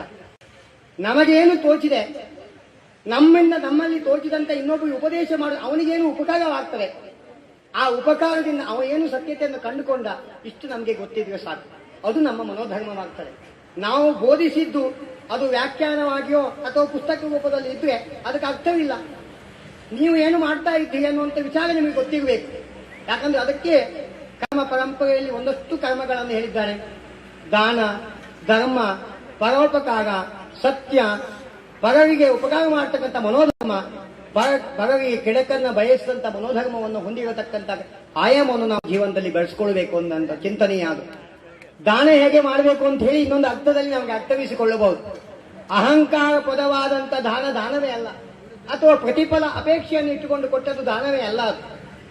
ಯಾಕಂದ್ರೆ ಎಷ್ಟೋ ದೇವಸ್ಥಾನದಲ್ಲಿ ಕೇಳ್ತಾ ಇದೆ, ನಾವು ಅದನ್ನ ದೇವಸ್ಥಾನ ಮುಕ್ತೇಸರಾಗಿ ನಾವು ಅನುಭವಿಸಿದ್ದೇವೆ. ದಯವಿಟ್ಟು ದಾನಿಗಳು ಯಾರು ಬೇಜಾರು ಮಾಡಬಾರದು. ನಮಗೆ ಪೇಪರಲ್ಲಿ ಫಟ ಬರ್ತದೋ ಅಥವಾ ನಮ್ಮ ದೇವಸ್ಥಾನದಲ್ಲಿ ನಮ್ಮ ಹೆಸರು ಬೀಳ್ತದೋ ಆ ಪ್ರತಿಫಲ ಅಪೇಕ್ಷೆಗೆ ಇಟ್ಟುಕೊಂಡೇ ದಾನ ಮಾಡುವ ಸಂಖ್ಯೆ ನಮ್ಗೆ ಇವತ್ತು ಕಲಿಯುಗದಲ್ಲಿ ಜಾಸ್ತಿ ಇದೆ. ಆ ಹೆಸರನ್ನು ಪ್ರತಿಪಾದಿಸತಕ್ಕಂಥ ನಮ್ಮ ಹೆಸರನ್ನು ನಾವು ದಾನ ಮಾಡಿದೀವಿ ಅಂತ ಫಲಕದಲ್ಲಿ ಹಾಕುವುದು ಇನ್ನೊಬ್ಬರಿಗೆ ದಾನ ಮಾಡಿ ಪ್ರೇರಣೆ ಆದ್ರೆ ನಮ್ಮದೇನು ಅದಕ್ಕೆ ಅಭ್ಯಂತರ ಇಲ್ಲ. ಯಾಕಂದ್ರೆ ಇವತ್ತು ದಾನಿಗಳ ಹೆಸರು ನಾವು ಯಾಕೆ ಹಾಕ್ಬೇಕು ಅಂತ ಹೇಳಿದ್ರೆ ಇನ್ನೊಬ್ಬನಿಗೆ ದಾನ ಮಾಡತಕ್ಕಂಥ ಪ್ರೇರಣೆ ಅವನಿಗೆ ಬರಲಿ ಅನ್ನುವಂಥ ದೃಷ್ಟಿಯಿಂದ. ಆದ್ರೆ ಆ ಹೆಸರು ಹಾಕುವುದೇ ನಮ್ಮ ಅಹಂಕಾರವಾದ್ರೆ ಆ ದಾನಕ್ಕೇನು ಬೆಲೆ, ಆ ದಾನಕ್ಕೆ ಅರ್ಥವೇ ಇಲ್ಲ. ಒಬ್ಬ ಕುಡುಕನಿಗೆ ನಾವು ದಾನ ಮಾಡಿ ನಾನು ದಾನ ಮಾಡಿದೆ ಅಂತ ಹೇಳ್ಕೊಂಡು ಏನು ಅರ್ಥ? ಯಾಕಂದ್ರೆ ಅವನು ಕುಡಿದು ಅವನ ಮನೆಗೆ ಹೋಗಿ ಹೆಂಡತಿಯನ್ನು ಹೊಡೆದು ಆ ಹೆಂಡತಿ ಹಾಕತಕ್ಕಂಥ ಶಾಪದಲ್ಲಿ ನಾವು ಭಾಗಿಗಳಾಗುವುದು ಅಸತ್ಯವಲ್ಲ, ಅದು ಸತ್ಯವೇ. ಯಾಕಂದ್ರೆ ಹೇಳಿದ್ರೆ ಯಾರಪ್ಪ ನನ್ನ ಯಜಮಾನ ಕುಡಿಲಿಕ್ಕೆ ಕೊಟ್ಟ ಪುಣ್ಯಾತ್ಮ ಇವತ್ತು ನನಗೆ ಸಮ ಪೆಟ್ಟು ಕೊಟ್ಟು ಅಂತ ಹೇಳಿದ್ರೆ ಆ ನೋವು ಆ ದಾನ ಮಾಡಿದ ಅವನಿಗೆ ಬರ್ತಾರೆ. ದಾನ ಅಂತ ಅನ್ಸ್ಕೊಳ್ಳೋದಿಲ್ಲ. ದಾನ ಅಂತ ಅನ್ಸ್ಕೊಳ್ಬೇಕಾದ್ರೆ ಆ ದಾನವನ್ನು ಕೊಟ್ಟಂತ ವಸ್ತು ಹೊರ ಜನರಿಗೆ ಉಪಯೋಗ ಆಗತಕ್ಕಂತಹದ್ದು, ದೇವರಿಗೆ ಅದು ಮುಟ್ಟಬೇಕಾದಂತಹದ್ದು. ಆ ದಾನ ನಮಗೆ ಮನಸ್ಸಿಗೆ ಸಂತೋಷ ಕೊಡತಕ್ಕಂಥ ಸ್ವರೂಪವನ್ನು ಪಡೆದರೆ ಮತ್ತು ದಾನ ಅಂತ ಹೇಳಿ. ಇನ್ನು ಪರೋಪಕಾರ, ನಾವು ಪರೋಪಕಾರ ಅಂತ ಯಾಕೆ ಮಾಡ್ತೇವೆ ಅಂತ ಹೇಳಿದ್ರೆ, ನಾವು ಯಾವುದು ನಾನು ಮೊದಲೇ ಹೇಳಿದ ಪ್ರತಿಫಲ ಅಪೇಕ್ಷೆಯನ್ನು ಇಟ್ಟುಕೊಂಡು ನಾವು ಯಾವುದೇ ಕರ್ಮಗಳನ್ನು ಮಾಡಿದ್ರು ಸಹ ಆ ಕರ್ಮಕ್ಕೆ ಒಂದು ಬೆಲೆಯೇ ಇಲ್ಲ. ಪ್ರತಿಫಲ ಅಪೇಕ್ಷೆ ಅನ್ನುವಂತಹದ್ದು ನನ್ನ ಸ್ವಯಾರ್ಜಿತ ಕರ್ಮ ಆಗಿರುವಾಗ ಇನ್ನೊಬ್ಬರಿಗೆ ಒಳಿತಾಗತಕ್ಕಂಥ ಪ್ರತಿಫಲ ಅಪೇಕ್ಷೆಯನ್ನು ಇಟ್ಟುಕೊಂಡು ನೀವು ದಾನ ಮಾಡಿದ್ರು ಪರೋಪಕಾರ ಮಾಡುವುದು ತಪ್ಪಲ್ಲ. ನನ್ನ ಸ್ವಯಾರ್ಜಿತಕ್ಕಾಗಿ ನಾನು ಏನನ್ನೋ ಪಡಿಬೇಕು ಅನ್ನೋಂಥ ಹಿತದೃಷ್ಟಿಯನ್ನು ಇಟ್ಟುಕೊಂಡು ನಾವು ಪರೋಪಕಾರ ಮಾಡಿದ್ವು ಆ ಪರೋಪಕಾರಕ್ಕೆ ಫಲ ಇಲ್ಲ ಅಂತ ಹೇಳ್ತಾರೆ. ಆದ್ರಿಂದ ಮನುಷ್ಯ ಜನ್ಮ ಪ್ರಾಪ್ತವಾದಾಗ ನಾವು ಧಾರ್ಮಿಕತೆಯನ್ನು ಬಳಸಿಕೊಳ್ಳಬೇಕಾದಂಥದ್ದು ನಮಗೆ ಸ್ವಧರ್ಮ ಸಂಸ್ಕಾರಗಳಲ್ಲಿ ಒಂದು. ಮನುಷ್ಯನಾಗಿ ಹುಟ್ಟಿ ಯಾವುದೇ ಸಂಸ್ಕಾರ ಇಲ್ಲ ಅಂತ ಆದ್ರೆ ಆ ಮನುಷ್ಯ ಜನ್ಮಕ್ಕೆ ಸಾಫಲ್ಯತೆ ಇಲ್ಲ. ಆ ಸಂಸ್ಕಾರವನ್ನು ನಾವು ಉಳಿಸ್ಕೊಳ್ಬೇಕು. ಯಾವ ಸಂಸ್ಕಾರವನ್ನು ಉಳಿಸ್ಕೊಳ್ಬೇಕು ಅಂತ ಹೇಳಿದ್ರೆ, ನಾವು ಹಿರಿಯರಿಗೆ ಗೌರವ ಕೊಡತಕ್ಕಂಥದ್ದು, ದೇವರಲ್ಲಿ ನಂಬಿಕೆ ಇಡತಕ್ಕಂಥದ್ದು, ಸಂಸಾರದ ಸುಸ್ಥಿತಿಯನ್ನು ಇಡತಕ್ಕಂಥದ್ದು, ಮಕ್ಕಳನ್ನ ಪ್ರೀತಿ ಆಧಾರಗಳಿಂದ ನೋಡತಕ್ಕಂಥದ್ದು, ಎಲ್ಲಿ ಧರ್ಮ ನಡೀತದೆ, ಎಲ್ಲಿ ದಾನ ನಡೀತದೆ ಅಲ್ಲಿ ಭಾಗವಹಿಸಿ ಇನ್ನೊಬ್ಬರಿಗೂ ಸಹ ಸಹಾಯ ಮಾಡತಕ್ಕಂಥ ಮನೋಧರ್ಮವನ್ನು ಬೆಳೆಸಿಕೊಂಡಾಗ ಮಾತ್ರ ನಮ್ಮ ಕರ್ಮ ಸ್ವಾರ್ಥಕವಾಗಲಿಕ್ಕೆ ಸಾಧ್ಯವಿಲ್ಲ. ಅದಕ್ಕೆ ಭಗವದ್ಗೀತೆಯಲ್ಲಿ ಶ್ರೀಕೃಷ್ಣ ಪರಮಾತ್ಮ ಹೇಳಿದ್ದು, ಕರ್ಮನ್ನೇ ವಾದಿಕಾರೇಶು ಮಹಾಫಲೇಶು ಕದಾಚನ ಅಂತ. ಕರ್ಮವನ್ನೇ ಮಾಡಬೇಕು. ಯಾಕಂದ್ರೆ ಕಲಿಯುಗದಲ್ಲಿ ದೇವರನ್ನು ಮೆಚ್ಚಿಸ್ಲಿಕ್ಕಾಗಲಿ ಅಥವಾ ಸಮಾಜವನ್ನು ಮೆಚ್ಚಿಸ್ಲಿಕ್ಕಾಗಲಿ ಅಥವಾ ಸಂಸಾರವನ್ನು ಮೆಚ್ಚಿಸ್ಲಿಕ್ಕಾಗಿ ಬೇರೆ ಧರ್ಮವೇ ಇಲ್ಲ. ಕಲಿಯುಗದಲ್ಲಿ ಕರ್ಮವೇ ಧರ್ಮ ಅಂತ ಒಂದು ಶಾಸ್ತ್ರ. ಆ ಕರ್ಮಕ್ಕೆ ಕಲಿಯುಗದ ಫಲ ನಿಶ್ಚಿತ ಅಂತ ಶ್ರೀಕೃಷ್ಣ ಪರಮಾತ್ಮ ಹೇಳಿದ್ರು. ಯಾಕಂದ್ರೆ ಇದು ನ್ಯೂಟನ್ನ ಚಲನೆಯ ನಿಯಮ ಇದ್ದ ಹಾಗೆ ಒಂದು ಯಾವುದೇ ಒಂದು ಇದಕ್ಕೆ ಪ್ರತಿಕೂಲವಾದಂತಹ ಪರಿಣಾಮ ಇದ್ದೇ ಇರ್ತದೆ ಅಂತ ನ್ಯೂಟನ್ ನಮಗೆ ಪ್ರತಿಪಾದಿಸುವಂತಕ್ಕಂಥ ಕಲಿಯುಗದಲ್ಲಿ ಕರ್ಮಕ್ಕೆ ಅದೇ ಫಲವನ್ನು ಪ್ರತಿಪಾದಿಸ್ತಾನೆ. ಕಲಿಯುಗದಲ್ಲಿ ಕರ್ಮ ಮಾಡಿದರೆ ಮಾತ್ರ, ಆ ಒಳ್ಳೆಯ ಕರ್ಮವನ್ನು ಮಾಡಿದಾಗ ಮಾತ್ರ ಫಲ ಸಿಗಲಿಕ್ಕೆ ಸಾಧ್ಯ. ಎಲ್ಲಿ ಶ್ರೀಕೃಷ್ಣ ಪರಮಾತ್ಮ ಕರ್ಮ ಯಾವುದು ಅಂತ ಹೇಳಿಲ್ಲ ನಮಗೆ. ನಾವು ಅರ್ಥವಿಸಿಕೊಳ್ಳಬೇಕು. ಸುಕೃತವಾದಂತ ಕರ್ಮವನ್ನು ಮಾಡಿದ ಸುಕೃತ ಫಲವನ್ನ, ಇನ್ನೊಬ್ಬರಿಗೆ ತೊಂದರೆ ಕೊಡತಕ್ಕಂತ ದುಃಖ ಕರ್ಮವನ್ನು ಮಾಡಿದ ದುಃಖ ಫಲವನ್ನೇ ನಾವು ಅನುಭವಿಸಬೇಕಾಗ್ತದೆ ವಿನಃ ದುಃಖ ಕೊಟ್ಟು ನಾವು ಸುಖವನ್ನು ಅನುಭವಿಸಲಿಕ್ಕೆ ಸಾಧ್ಯ ಇಲ್ಲ. ಸುಖ ಫಲವನ್ನು ಮಾಡಿ ದುಃಖವನ್ನು ಅನುಭವಿಸಲಿಕ್ಕೆ ಸಾಧ್ಯ ಇಲ್ಲ. ಇದು ವಸ್ತು ಸತ್ಯವಾದಂತ ವಿಚಾರ. ಎಷ್ಟೋ ಜನರು ನಮ್ಮಲ್ಲಿ ಸಮಸ್ಯೆ ಹೇಳ್ತಾರೆ, ನಮಗೆ ಬಹಳ ಕಷ್ಟ ಅಂತೇಳಿ. ಆದ್ರೆ ಯಾವುದು ಕಷ್ಟ ಅದು ನಮಗೆ ಅರ್ಥ ಆಗಬೇಕು. ನಾವು ಮನಸ್ಸಿನಲ್ಲಿ ಕಲ್ಪಿಸಿಕೊಂಡದ್ದು ಎಲ್ಲವೂ ಕಷ್ಟ ಅಲ್ಲ. ನಾವು ಈ ವೇದಿಕೆ ಮೇಲೆ ಇವತ್ತು ಇದ್ದುಕೊಂಡು ನಾವು ಈ ದೇಶಕ್ಕೆ ಅಧ್ಯಕ್ಷ ಆಗಬೇಕು ಅಂತ ಕನಸು ಕಂಡ್ರೆ ಅದು ಕಷ್ಟವ.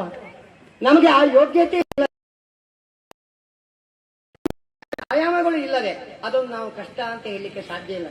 ಪ್ರಪಂಚದಲ್ಲಿ ಸಮಾಜದಲ್ಲಿ ಬದುಕತಕ್ಕಂಥ ಕೋಟ್ಯಾಧೀಶರನ್ನು ಕಂಡು ನನ್ನ ಮನೆಯಲ್ಲಿ ಏನು ಇಲ್ಲ, ನನಗೆ ಬಹಳ ಕಷ್ಟ ಅಂತ ಹೇಳಿದ್ರೆ ಕಷ್ಟ ಅಲ್ಲವೇ ಅಲ್ಲ.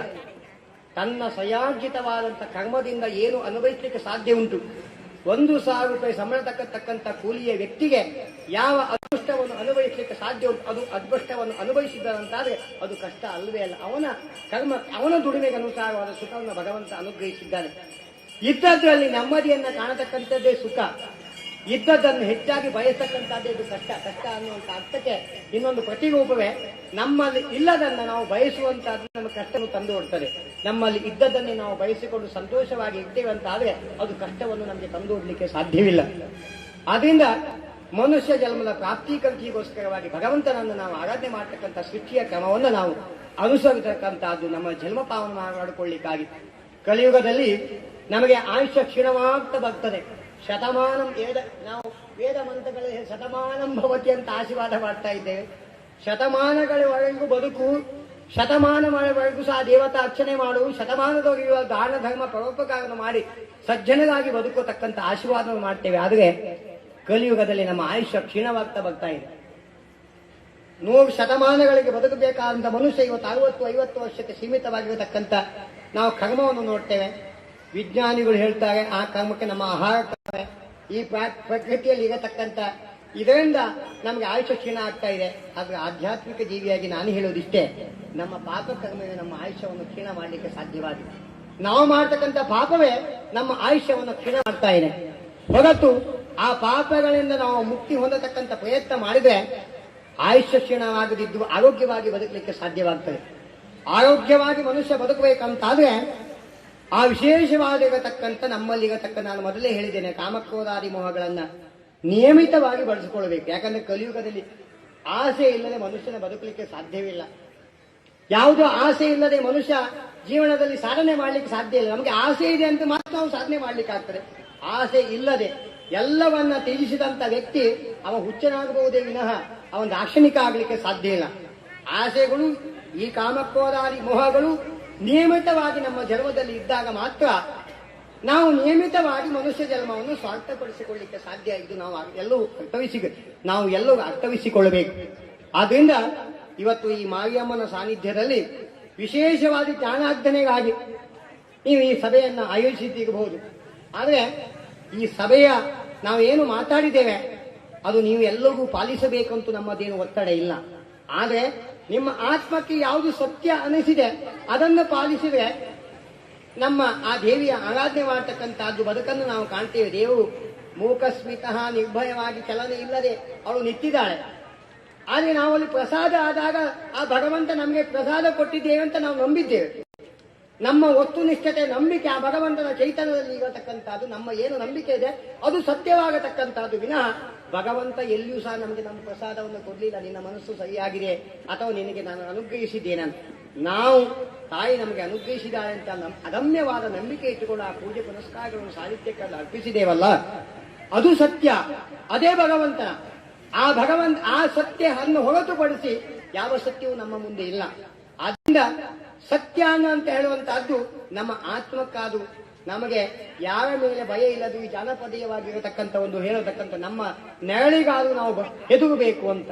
ಅದರಿಂದ ದೇವರನ್ನುವಂತಹದ್ದು ಭಕ್ತಿ, ಭಯದ ಪ್ರತೀಕ. ಈ ಭಕ್ತಿ ಮತ್ತೆ ಭಯ ಎರಡು ಮೇಳವಿಸಿದಾಗ ಮಾತ್ರ ಭಗವಂತನ ಸ್ಪಷ್ಟತೆಯನ್ನು ನಾವು ಕಾಣಲಿಕ್ಕೆ ಸಾಧ್ಯ. ಆದ್ರಿಂದ ಈ ಮಾರಿಯಮ್ಮನ ಸದ್ಭಕ್ತರ ನಾನು ಹೆಚ್ಚೇನು ಮಾತಾಡಲಿಕ್ಕೆ ಬಯಸುವುದಿಲ್ಲ. ಆ ದೇವಿಯ ಸಾನ್ನಿಧ್ಯವನ್ನು ಆರಾಧನೆ ಮಾಡಿದ್ದೀನಿ. ನಿರಂತರವಾಗಿ ಆರಾಧನೆ ಮಾಡಿ ನಿಮ್ಮ ಸತ್ಯ ಧರ್ಮ ನ್ಯಾಯಕ್ಕೆ ಅನುಗುಣವಾಗಿ ಬದುಕಿ ಅಲ್ಲಿ ಭಗವಂತನ ಅದಮ್ಯವಾದ ನಂಬಿಕೆ ಭಕ್ತಿಯಿಂದ ಪ್ರಾರ್ಥಿಸಿ ಖಂಡಿತವಾಗಿ ನಿಮ್ಮ ಕಷ್ಟವನ್ನು ಪರಿಹಾರ ಮಾಡ್ತಾನೆ. ಅನ್ಯತಾ ಶರಣಂ ನಾಸ್ತಿ ತಮೇವ ಶರಣಂ ಮಮ ತಸ್ಮಾತ್ ಕಾರುಣ್ಯ ಭಾವೇನ ರಕ್ಷಮಾಂ ಪುರುಷೋತ್ತಮ ಅಂತ ನಾವು ಲಾಸ್ಟಿಗೆ ಒಂದು ಮಂತ್ರ ಹೇಳ್ತೇವೆ. ಭಗವಂತ ಎಲ್ಲಿ ಇರ್ತಾನ ಅಂತ ಹೇಳಿದ್ರೆ ನನ್ನಿಂದ ಏನೂ ಆಗುದಿಲ್ಲ, ಎಲ್ಲವೂ ನೀನೇ ಅಂತ ಹೇಳಿದಾಗ ಮಾತ್ರ ಭಗವಂತ ಅಲ್ಲಿ ಬರುವುದು. ನಮಗೆ ತೋಳಬಲ ಉಂಟು ಅಂತ ಗುದ್ದಾಡಿಕೊಂಡ್ರೆ ಭಗವಂತ ಬರುವುದಿಲ್ಲ. ಇದಕ್ಕೊಂದು ಕಥೆಯೇ ಉಂಟು. ಮಹಾಲಕ್ಷ್ಮಿ ಆ ಒಂದು ವಾಸುಕಿಯ ಶಯ್ಯಾಲೋಕದಲ್ಲಿ ಮಲಗಿರತಕ್ಕಂಥ ಮಹಾವಿಷ್ಣು ಎಚ್ಕೆಟ್ಟಿ ಎದ್ದು ಕೂತ ಅಂತೆ. ಆವಾಗ ಲಕ್ಷ್ಮಿ ಕೇಳಿದ್ದಂತೆ, ಯಾಕೆ ನೀವು ಎದ್ದು ಕೂತ್ರಿ ಅಂತ, ನೀವು ನಿದ್ರಾ ಇದ್ದವು ಯಾಕೆ ಎದ್ದು ಕೂತ್ರಿ ಅಂತ. ಅದಕ್ಕೆ ಅವ ಹೇಳಿದಂತೆ, ಭೂಲೋಕದಲ್ಲಿ ಯಾರು ನನ್ನ ಸ್ಮರಣೆ ಮಾಡಿದ್ರು, ಶ್ರೀಮನ್ನಾರಾಯಣ ಅಂತ ಕರೆದ್ರು, ನನ್ನ ಭಕ್ತ ಕರೆದಾಗ ನಾನು ಅವನ ಕೋರಿಕೆಯನ್ನು ಈಡೇರಿಸಬೇಕು, ಅದಕ್ಕೆ ಎದ್ದೆ ಕೂತೆ. ಪುನಃ ಮಲಗಿದಂತೆ ವಿಷ್ಣು. ಆವಾಗ ಅವ್ರು ಲಕ್ಷ್ಮಿ ಕೇಳಿದ್ರು, ಯಾಕೆ ಮಲಗಿದ್ಲಿ ಅಂತ. ಆವಾಗ ಅವನು ನಾರಾಯಣ ಹೇಳ್ತಾನಂತೆ, ನಾನು ಅಲ್ಲಿ ಹೋಗಿ ಭಗವಂತನ ರಕ್ಷಿಸಬೇಕಿತ್ತು, ಅವನ ನಾರಾಯಣ ಅಂತ ಮಾತ್ರ ಕದ್ದದ್ದು, ಅವನೇ ಹೊಡ್ಕೊಳ್ಳಿಕ್ಕೆ ಹೊರಟಿದ್ದಾನೆ, ಹೊಡೆದಾಡ್ಕೊಂಡು ಹೋಗಿ ತೀರ್ಮಾನ ಮಾಡ್ಕೊಳ್ಳಿಕ್ಕೆ ಹೊರಟಿದ್ದಾರೆ, ನನ್ನ ಅವಶ್ಯಕತೆ ಅಲ್ಲಿಲ್ಲ ಅಂತ, ಅದಕ್ಕೆ ನಾನು ಮಲಗಿದ್ದೇನೆ ಅಂತ. ಆದ್ರೆ ಭಗವಂತ ಈ ಒಂದು ಕಥೆಯ ಮಹತ್ವ ಏನು ಅಂತ ಹೇಳಿದ್ರೆ, ಅನ್ಯಥಾ ಶರಣಂ ನಾಸ್ತಿ, ನನ್ನಿಂದ ಏನೂ ಆಗುದಿಲ್ಲ, ಭಗವಂತನೇ ನೀನು ಅದಮ್ಯವಾದಂತಹ ಚೈತನ್ಯ, ಭಗವಂತನೇ ನೀನು ನನಗೆ ಅನುಗ್ರಹಿಸಬೇಕು, ಭಗವಂತನೇ ನನ್ನ ಸರ್ವಾಂತರವಾಗಿರ್ತಕ್ಕಂಥ ಶಕ್ತಿ ಅಂತ ನೀವು ಮನಗೊಂಡ್ರೆ ಮಾತ್ರ ಅಲ್ಲಿ ಭಗವಂತ ನಿಮಗೆ ಅನುಗ್ರಹಿಸ್ತಾನೆ. ನಮ್ಮ ತೋಳು ಬಲವೋ ಹಣ ಬಲವೋ ನಮ್ಮ ಬಲವನ್ನು ಪ್ರದರ್ಶಿಸಿದಾಗ ಭಗವಂತ ನಮ್ಮಿಂದ ದೂರ ಸರಿತಾನೆ. ಅದರಿಂದ ಭಗವಂತನಲ್ಲಿ ಅದಮ್ಯವಾದಂಥ ಭಕ್ತಿ, ಯಾಕಂದ್ರೆ ಕಲಿಯುಗದಲ್ಲಿ ಭಗವಂತನ ಮೆಚ್ಚಿಸ್ತಕ್ಕಂಥ ಒಂದು ವಸ್ತುನಿಷ್ಠವಾದಂಥ ಪರಮ ಪವಿತ್ರವಾದಂಥ ದಾರಿ ಯಾವುದು ಕೇಳಿದ್ರೆ ಭಕ್ತಿಯನ್ನು ಹೊರತುಪಡಿಸಿ ಕಲಿಯುಗದಲ್ಲಿ ಭಗವಂತನ ಮೆಚ್ಚಲಿಕ್ಕೆ ಬೇರೆ ಯಾವ ನಮಗೆ ಆಯಾಮಗಳು ಇಲ್ಲ. ಆದ್ರಿಂದ ಭಕ್ತಿಯಿಂದ ಅದಮ್ಯವಾದಂಥ ಮಾರಿಯಮ್ಮನ ಚೈತನ್ಯವನ್ನ ನಿಮ್ಮ ಆರಾಧ್ಯ ದೇವರನ್ನ ನಂಬಿ ಆ ಆರಾಧ್ಯ ದೇವರು ನಿಮ್ಮ ಎಲ್ಲ ಸಂಕಷ್ಟಗಳನ್ನು ಪರಿಹಾರ ಮಾಡಲಿ. ಆ ಸಂಕಷ್ಟಗಳಿಂದ ಮುಕ್ತಿ ಹೊಂದಿದಂತ ನೀವು ಈ ಸಮಾಜದಲ್ಲಿ ಸುಖೀಮುಖಿಯಾಗಿ ಬದುಕತಕ್ಕಂಥ ಯೋಗವನ್ನ, ಆರೋಗ್ಯ ಭಾಗ್ಯವನ್ನ, ದೀರ್ಘವಾದ ಆಯುಷ್ಯವನ್ನ, ಪ್ರತಿಯೊಬ್ಬರಿಗೂ ಪರೋಪಕಾರ ಮಾಡತಕ್ಕಂಥ ಮನೋಧರ್ಮವನ್ನು ಬೆಳೆಸಿಕೊಂಡು ಬದುಕಿ ಅಂತ ನಿಮಗೆ ನಾನು ಹಿತೋಪದೇಶವನ್ನು ಕೊಟ್ಟೆ. ನನಗೆ ಆಧ್ಯಾತ್ಮಿಕ ಮಾತಾಡಲಿಕ್ಕೆ ಅವಕಾಶ ಮಾಡಿಕೊಟ್ಟಂತ ಈ ಮಾರಿಯಮ್ಮ ದೇವಸ್ಥಾನದ ಸರ್ವ ಪದಾಧಿಕಾರಿಗಳಿಗೂ ಹಾಗೂ ಇಲ್ಲಿನ ಸದ್ಭಕ್ತರಿಗೂ ಗ್ರಾಮಸ್ಥರಿಗೂ ನಾನು ವಂದಿಸ್ತಾ ನನ್ನ ಮಾತನ್ನು ಮುಗಿಸ್ತೇನೆ. ಶ್ರೀ ಶಿವಾರ್ಪಣಮಸ್ತು.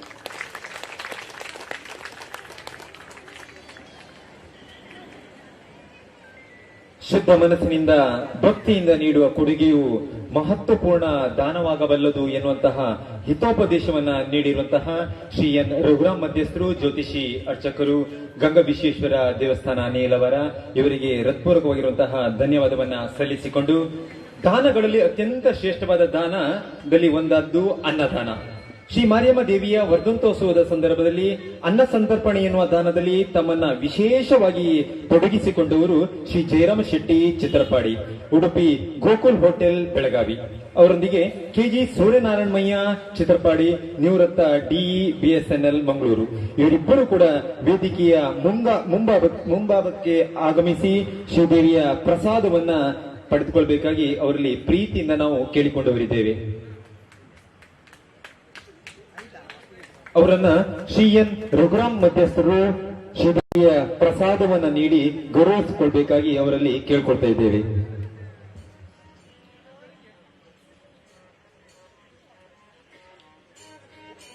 ಎಲ್ಲ ನೀರಿನ ಮೂಲವನ್ನ ತನ್ನೊಳಗೆ ಲೀನವಾಗಿರಿಸಿಕೊಂಡು ಬೋರ್ಗೆರೆವ ಸಮುದ್ರವಾಗದೆ ಇಳಿಗೆ ತಂಪನ್ನು ನೀಡುವ ಮೇಘರಾಜನಂತೆ ಸನಾತನ ಧರ್ಮ ತಿಳಿಸಿದಂತೆ ದಾನವೆನ್ನುವುದು ಮಾನವ ಜೀವನದ ಒಂದು ಪ್ರಮುಖ ಭಾಗವೆಂದು ತಿಳಿದುಕೊಂಡು ತನ್ನಲ್ಲಿರುವಂತಹ ಸಂಪತ್ತನ್ನ ಶ್ರೀ ಮಾರಿಯಮ್ಮ ದೇವಿಯ ವರ್ಧಂತೋತ್ಸವದ ಈ ಸಂದರ್ಭದಲ್ಲಿ ನಡೆಯುವ ಅನ್ನದಾನ ಎನ್ನುವಂತಹ ದಾನಕ್ಕೆ ತಮ್ಮನ್ನ ತೊಡಗಿಸಿಕೊಂಡವರು ಶ್ರೀ ಜಯರಾಮ ಶೆಟ್ಟಿರವರು. ಇಂದು ನಡೆದ ಅನ್ನದಾನಕ್ಕೆ ಅವರು ಸಂಪೂರ್ಣವಾದ ಅಕ್ಕಿ ವ್ಯವಸ್ಥೆಯನ್ನ ಮಾಡಿಸಿಕೊಟ್ಟವರು. ಅದೇ ರೀತಿಯಲ್ಲಿ ಕೆಜಿ ಸೂರ್ಯನಾರಾಯಣಮಯ್ಯ ಇವರು ಶ್ರೀದೇವಿಯ ವರ್ಧಂತೋತ್ಸವದ ಸಂದರ್ಭದಲ್ಲಿ ನಡೆಯುವಂತಹ ವಸಂತ ಪೂಜೆಯ ಸೇವೆಯನ್ನ ನೀಡಿ ಸುಮಾರು 300ಕ್ಕೂ ಹೆಚ್ಚು ಜನರಿಗೆ ವಿವಿಧ ಬಗೆಯ ದೇವಿಯ ಪ್ರಸಾದವನ್ನ ನೀಡಿದವರು. ಅದೇ ರೀತಿಯಲ್ಲಿ ಇಂದು ನಡೆದ ಅನ್ನದಾನದಲ್ಲಿ ಸುಮಾರು 3,000ಕ್ಕೂ ಹೆಚ್ಚು ಜನರಿಗೆ ಸಿಹಿ ತಿಂಡಿ ಲಾಡಿನ ವ್ಯವಸ್ಥೆಯನ್ನ ಮಾಡಿಸಿಕೊಟ್ಟವರು. ಇವರಿವರಿಗೂ ಕೂಡ ಶ್ರೀದೇವಿಯು ಆಯುರಾರೋಗ್ಯ ಐಶ್ವರ್ಯ ಎಲ್ಲವನ್ನ ನೀಡಲಿ ಎಂದು ನಾವು ದೇವಿಯಲ್ಲಿ ಬೇಡಿಕೊಳ್ತಾ ಇದ್ದೇವೆ.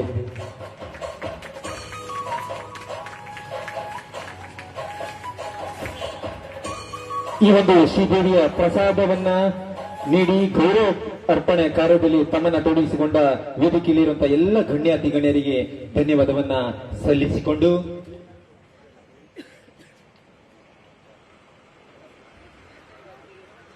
ಸಾಲಿಗ್ರಾಮ ಪಟ್ಟಣ ಪಂಚಾಯತಿನ ಪ್ರಥಮ ಪ್ರಜೆಯಾಗಿರುವ, ಅದೇ ರೀತಿಯಲ್ಲಿ ಸಾಲಿಗ್ರಾಮ ಪಟ್ಟಣ ಪಂಚಾಯತಿನ ಅಧ್ಯಕ್ಷರಾಗಿರುವಂತಹ ಶ್ರೀಮತಿ ಸುಲತಾ ಹೆಗ್ಡೆ ಅವರು ವರ್ಧಂತೋತ್ಸವದ ಕುರಿತು ಒಂದೆರಡು ಮಾತುಗಳನ್ನಾಡಬೇಕಾಗಿ ಅವರಲ್ಲಿ ನಾವು ಕೇಳಿಕೊಂಡಿದ್ದೇವೆ.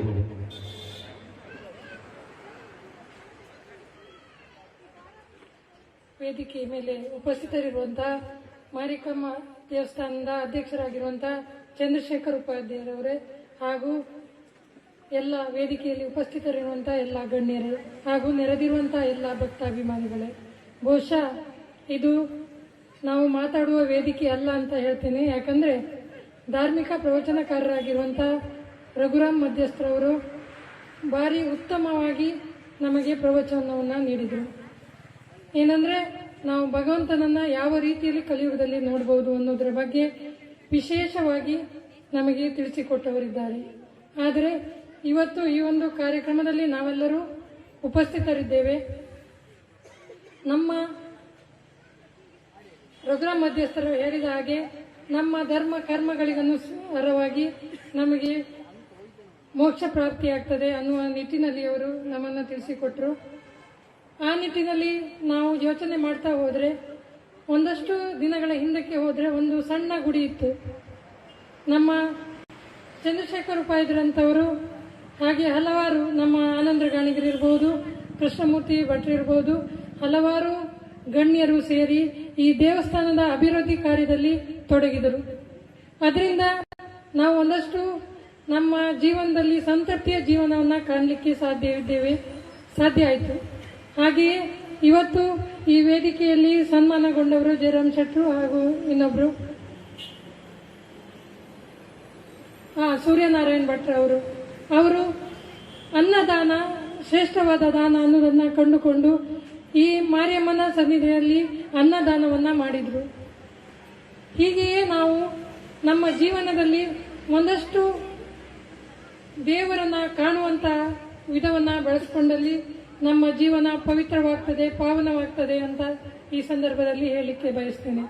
ಹಾಗೆಯೇ ನಮ್ಮ ಪ್ರವಚನಕಾರರು ಹೇಳಿದ ಹಾಗೆ ನಮ್ಮ ಅಭಿಲಾಷೆಗಳಿಗೆ ಒಂದಷ್ಟು ಮಿತಿಗಳಿರಬೇಕು. ಯಾಕಂದ್ರೆ ನಾವು ನಮಗೆ ದೇವರು ಎಷ್ಟನ್ನ ಕೊಟ್ಟಿದ್ದಾನೆ ಅಷ್ಟರಲ್ಲಿ ನಾವು ಸಂತೃಪ್ತ ಜೀವನವನ್ನ ಕಾಣುವುದರಲ್ಲಿ ನಾವು ಒಂದಷ್ಟು ಕಾಲ ನೆಮ್ಮದಿಯಿಂದ ಬದುಕಬಹುದು ಅನ್ನೋದನ್ನ ನಮಗೆ ತಿಳಿಸಿಕೊಟ್ಟಿದ್ದಾರೆ. ಹಾಗೆಯೇ ಅವರ ಒಂದಷ್ಟು ಪ್ರವಚನದಂತೆ ನಾವು ನಮ್ಮ ಮುಂದಿನ ದಿನಗಳಲ್ಲಿ ನಮ್ಮ ಜೀವನದಲ್ಲಿ ತೊಡಗಿಸಿಕೊಂಡಾಗ ನಾವು ನಿಶ್ಚಿತರಾಗಿ ಇರಲಿಕ್ಕೆ ಸಾಧ್ಯ. ಹಾಗೆ ನಮ್ಮ ದೇವಸ್ಥಾನದ ಪಾವಿತ್ರ್ಯತೆಯನ್ನ ಕಾಪಾಡಿಕೊಂಡು ಬರಲಿಕ್ಕೆ ಸಾಧ್ಯ ಅಂತ ಹೇಳಲಿಕ್ಕೆ ಬಯಸ್ತೇನೆ. ಹಾಗೆಯೇ ಈ ಮಾರಿಯಮ್ಮನ ಸನ್ನಿಧಿಯಲ್ಲಿ ನನಗೆ 2 ವರ್ಷಗಳ ಕಾಲ ಈ ಒಂದು ಕಾರ್ಯಕ್ರಮದಲ್ಲಿ ದೇವರ ಸೇವೆಯಲ್ಲಿ ಭಾಗವಹಿಸಲಿಕ್ಕೆ ನನಗೆ ಅವಕಾಶವನ್ನು ಮಾಡಿಕೊಟ್ಟಿದ್ದಾರೆ. ಅದು ನನ್ನ ಪುಣ್ಯದ ಫಲವು ಅಂತ ನಾನು ಹೇಳ್ತಾ ಅವಕಾಶಕ್ಕಾಗಿ ಮತ್ತೊಮ್ಮೆ ತಮಗೆಲ್ಲರಿಗೂ ವಂದಿಸ್ತಾ ನನ್ನ ಮಾತನ್ನು ಮುಗಿಸ್ತೇನೆ. ವಂದನೆಗಳು. ಧನ್ಯವಾದವನ್ನ ಸಲ್ಲಿಸಿಕೊಂಡು ಇನ್ನೊಬ್ಬರು ಮುಖ್ಯ ಅತಿಥಿಗಳಾಗಿರುವಂತಹ ಕೆಜಿ ಸೂರ್ಯನಾರಾಯಣಮಯ್ಯ ಇವರು ಕೂಡ ವರ್ಧಂತೋತ್ಸವದ ಕುರಿತು ಒಂದೆರಡು ಮಾತುಗಳನ್ನಾಡಬೇಕಾಗಿ ನಿಮ್ಮಲ್ಲಿ ನಾವು ಪ್ರೀತಿಯಿಂದ ಕೇಳಿಕೊಂಡವರಿದ್ದೇವೆ.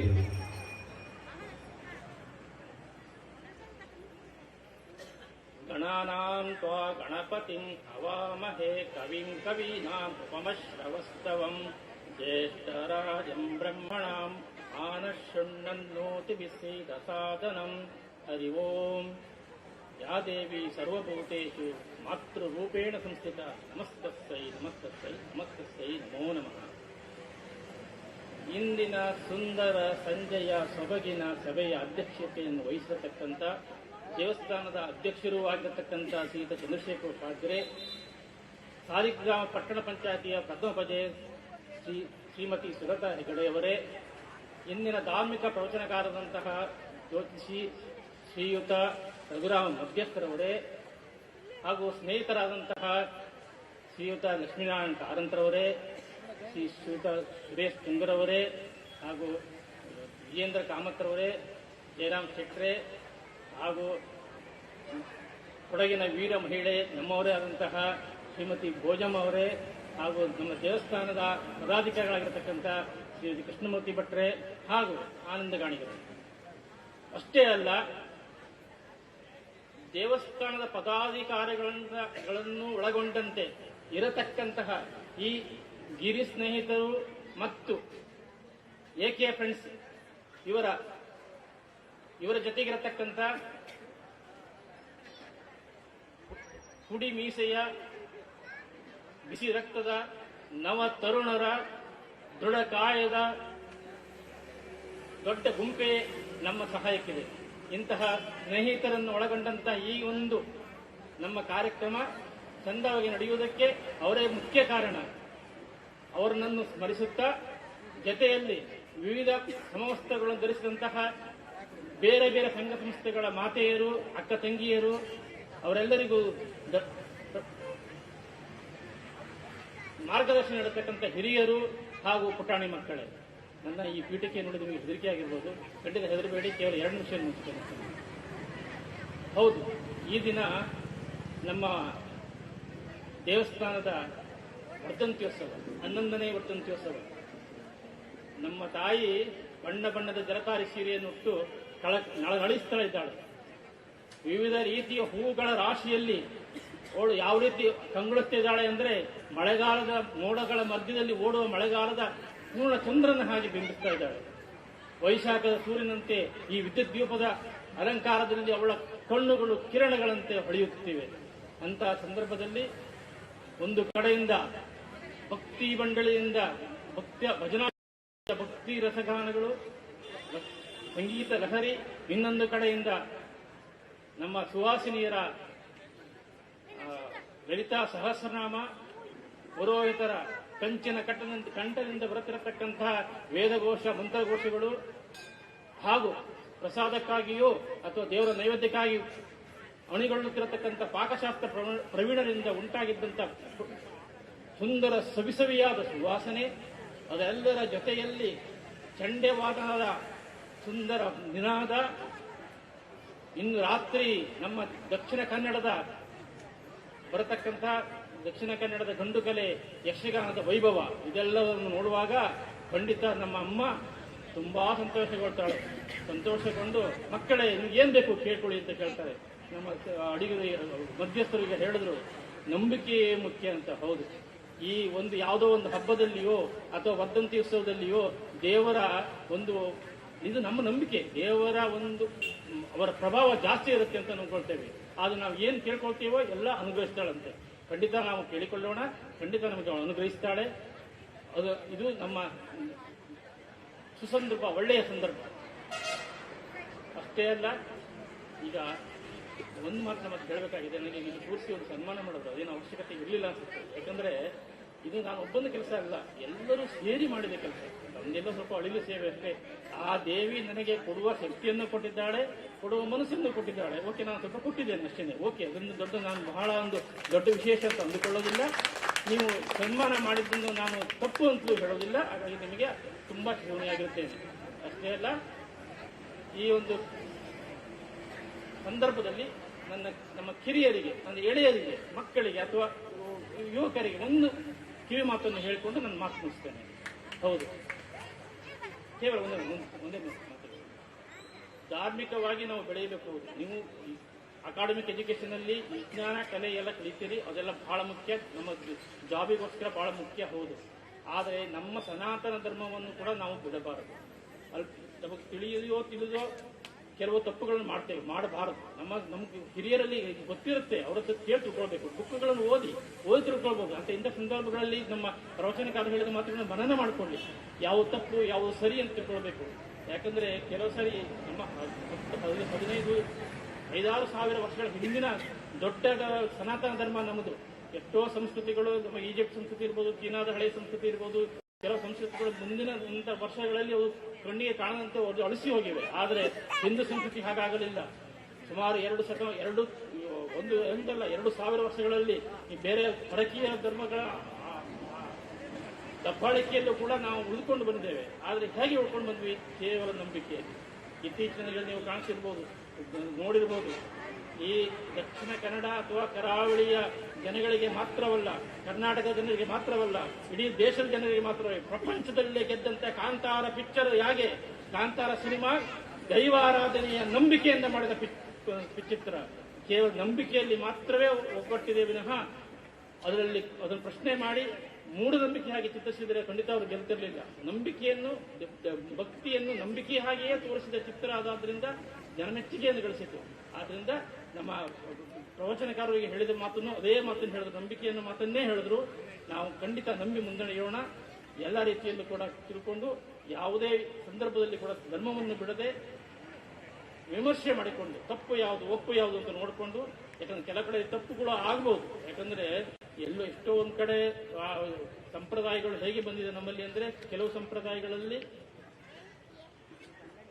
ತಪ್ಪು ತಾನಾಗಿ ಬಂದ್ಬಿಡುತ್ತೆ. ಅದನ್ನು ದೊಡ್ಡದು ಮಾಡ್ಲಿಕ್ಕೆ ಹೋಗಬಾರ್ದು, ಆಗತ್ತೆ ಕೆಲಸ. ಆ ತಪ್ಪುಗಳಲ್ಲಿ ಒಂದು ಉದಾಹರಣೆಗೆ, ಸ್ವಚ್ಛತೆ ಬೇಕು, ಸ್ವಚ್ಛತಾ ಅಭಿಯಾನ ಬೇಕು. ಸ್ವಚ್ಛತೆಯ ನೆಪದಲ್ಲಿ ಅತಿ ಮಡಿಯುವಂತಿಕೆ ಒಳ್ಳೆಯದಲ್ಲ. ಇಂತಹ ಮಾತುಗಳನ್ನು ನೀವು ನೆನಪಿಟ್ಕೊಳ್ಳಿ.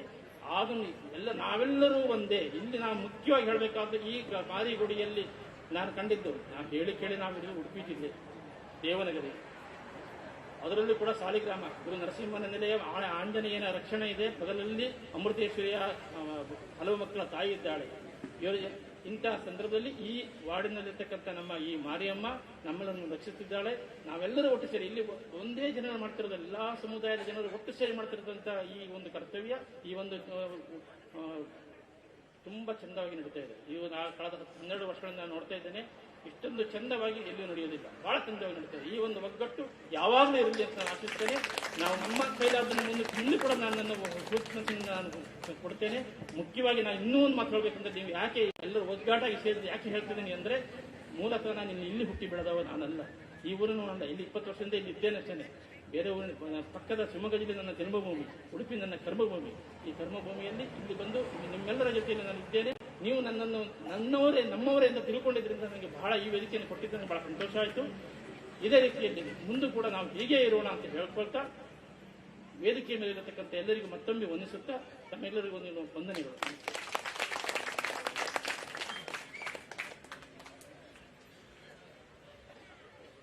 ಕೆಜಿ ಸೂರ್ಯನಾರಾಯಣಮಯ್ಯರವರಿಗೆ ಧನ್ಯವಾದವನ್ನ ಸಲ್ಲಿಸಿಕೊಂಡು ಶ್ರೀದೇವಿಯ ವರ್ಧಂತೋತ್ಸವ ಅತ್ಯಂತ ವಿಜೃಂಭಣೆಯಿಂದ ನಡೆದಿದೆ. ಈ ಒಂದು ಕಾರ್ಯದಲ್ಲಿ ಉತ್ತಮವಾಗಿ ನಡೆಯಲು ಸುಮಾರು 15 ದಿನಗಳಿಂದ ದೇವಸ್ಥಾನದ ಆಡಳಿತ ಮಂಡಳಿಯೊಂದಿಗೆ ಸಹಕಾರ ನೀಡುತ್ತಾ ತಮ್ಮ ಸೇವೆಯಲ್ಲಿ ತೊಡಗಿಸಿಕೊಂಡವರು ಅನೇಕ ಸಂಘ ಸಂಸ್ಥೆಯವರು. ಅವರಿಗೆ ಶ್ರೀ ದೇವರ ಪ್ರಸಾದವನ್ನು ನೀಡಿ ಧನ್ಯವಾದವನ್ನ ಸಲ್ಲಿಸುವುದು ನಮ್ಮೆಲ್ಲರ ಕರ್ತವ್ಯವಾಗಿದೆ. ಈ ಕಾರಣದಿಂದ ನಮ್ಮ ದೇವಸ್ಥಾನದ ಅಧ್ಯಕ್ಷರು ಅವರೆಲ್ಲರಿಗೂ ಕೂಡ ಶ್ರೀದೇವಿಯ ಪ್ರಸಾದವನ್ನು ನೀಡಬೇಕಾಗಿ ನಾವು ಅವರಲ್ಲಿ ಪ್ರೀತಿಯಿಂದ ಕೇಳಿಕೊಂಡು ಬರಿದ್ದೇವೆ.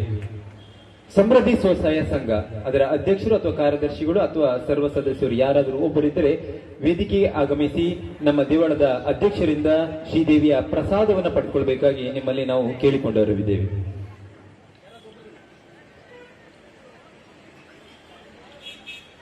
ದೇವಿಕಾ ಸ್ವಸಹಾಯ ಸಂಘ,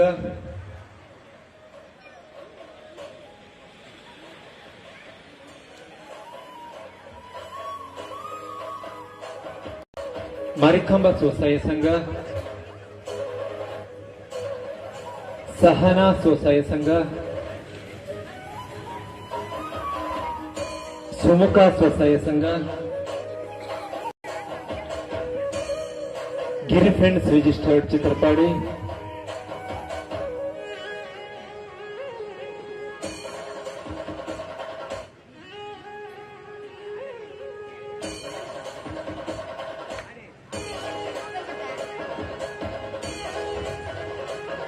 ಪಾಂಚಜನ್ಯ ಸಂಘ registered Ambagilakere, AK friends Parampalli, Vishwajyoti ಮಹಿಳಾ ಬಳಗ ಚಿತ್ರಪಾಡಿ,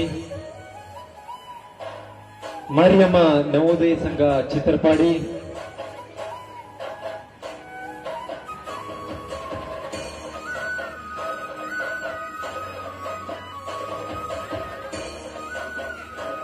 ವಿಶ್ವಜ್ಯೋತಿ ಮಹಿಳಾ ಬಳಗ,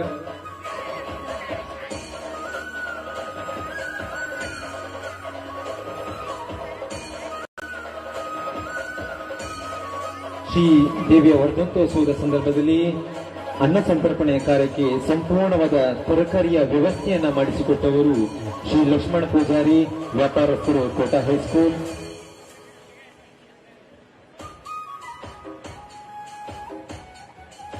ಅನ್ನದಾನಕ್ಕೆ ಸ್ಥಳಾವಕಾಶವನ್ನ ನೀಡಿರುವವರು ದಿನೇಶ್ ನಾಯಕ್ ಕಲ್ಮರ್ಗಿ ಶ್ರೀಯಾರ, ಶಾರದಾ ಟೀಚರ್ ಚಿತ್ರಪಾಡಿ,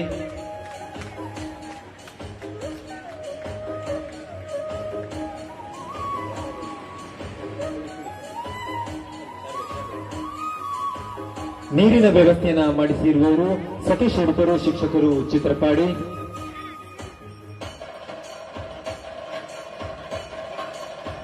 ಸಂಪೂರ್ಣವಾಗಿ ಉಚಿತವಾಗಿ ಶ್ರೀದೇವಿಯ ವರ್ಧಂತೋತ್ಸವದ ನೇರ ಪ್ರಸಾರವನ್ನ ಬಿತ್ತರಿಸಿದವರು ನ್ಯೂಸ್ ನೆಕ್ಸ್ಟ್ ಚಾನೆಲ್ ಸಾಲಿಗ್ರಾಮ.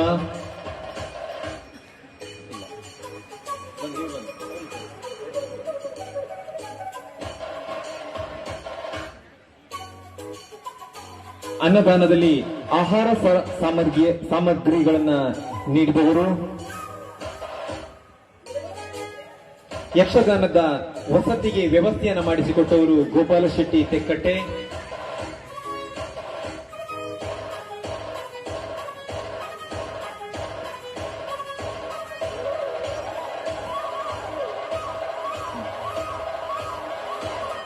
ಪಾನಕದ ವ್ಯವಸ್ಥೆಯನ್ನು ಮಾಡಿಸಿಕೊಟ್ಟವರು ಗಿರಿ ಫ್ರೆಂಡ್ಸ್. ವಸಂತ ಸೇವೆಯನ್ನ ನೀಡಿದವರು ಮತ್ತು ವಿಶೇಷವಾದ ಲಾಡನ್ನ ನೀಡಿದವರು ಕೆಜಿ ಸೂರ್ಯನಾರಾಯಣಮಯ್ಯ ಚಿತ್ರಪಾಡಿ.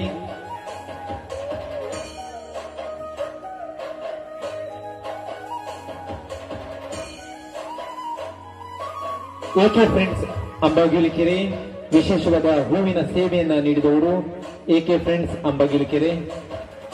ಸ್ವಚ್ಛತೆಯಲ್ಲಿ ನಮ್ಮ ಜೊತೆಗೆ ಸಹಕರಿಸಿದವರು ರುದ್ರಾ ರೋಡ್ ಲೈನ್ಸ್ ನ ಮಾಲಕರಾಗಿರುವಂತಹ ರಾಘವೇಂದ್ರ ಕುಂದ.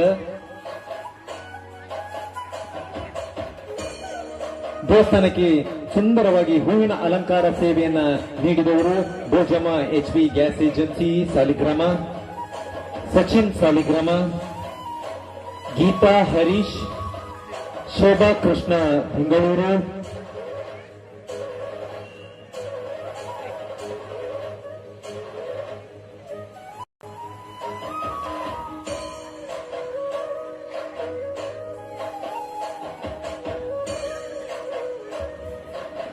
ಶಾಮಿಯಾನವನ್ನ ರಿಯಾಯಿತಿ ದರದಲ್ಲಿ ವ್ಯವಸ್ಥೆ ಮಾಡಿಸಿಕೊಟ್ಟವರು ಕೋಟಿ ಪೂಜಾರಿ, ಮರಿಯಮ್ಮ ಶಾಮಿಯಾನ, ಕೋಟ ಹೈಸ್ಕೂಲ್.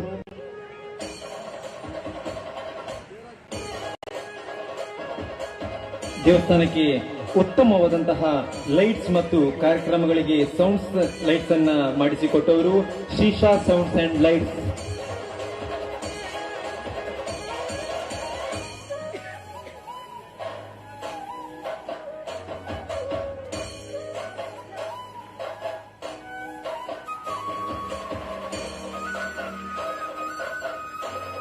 ಅನ್ನದಾನಕ್ಕೆ ಅಕ್ಕಿಯನ್ನು ನೀಡಿದವರು ಕೂಡ ಗೋಪಾಲ್ ಶೆಟ್ರು.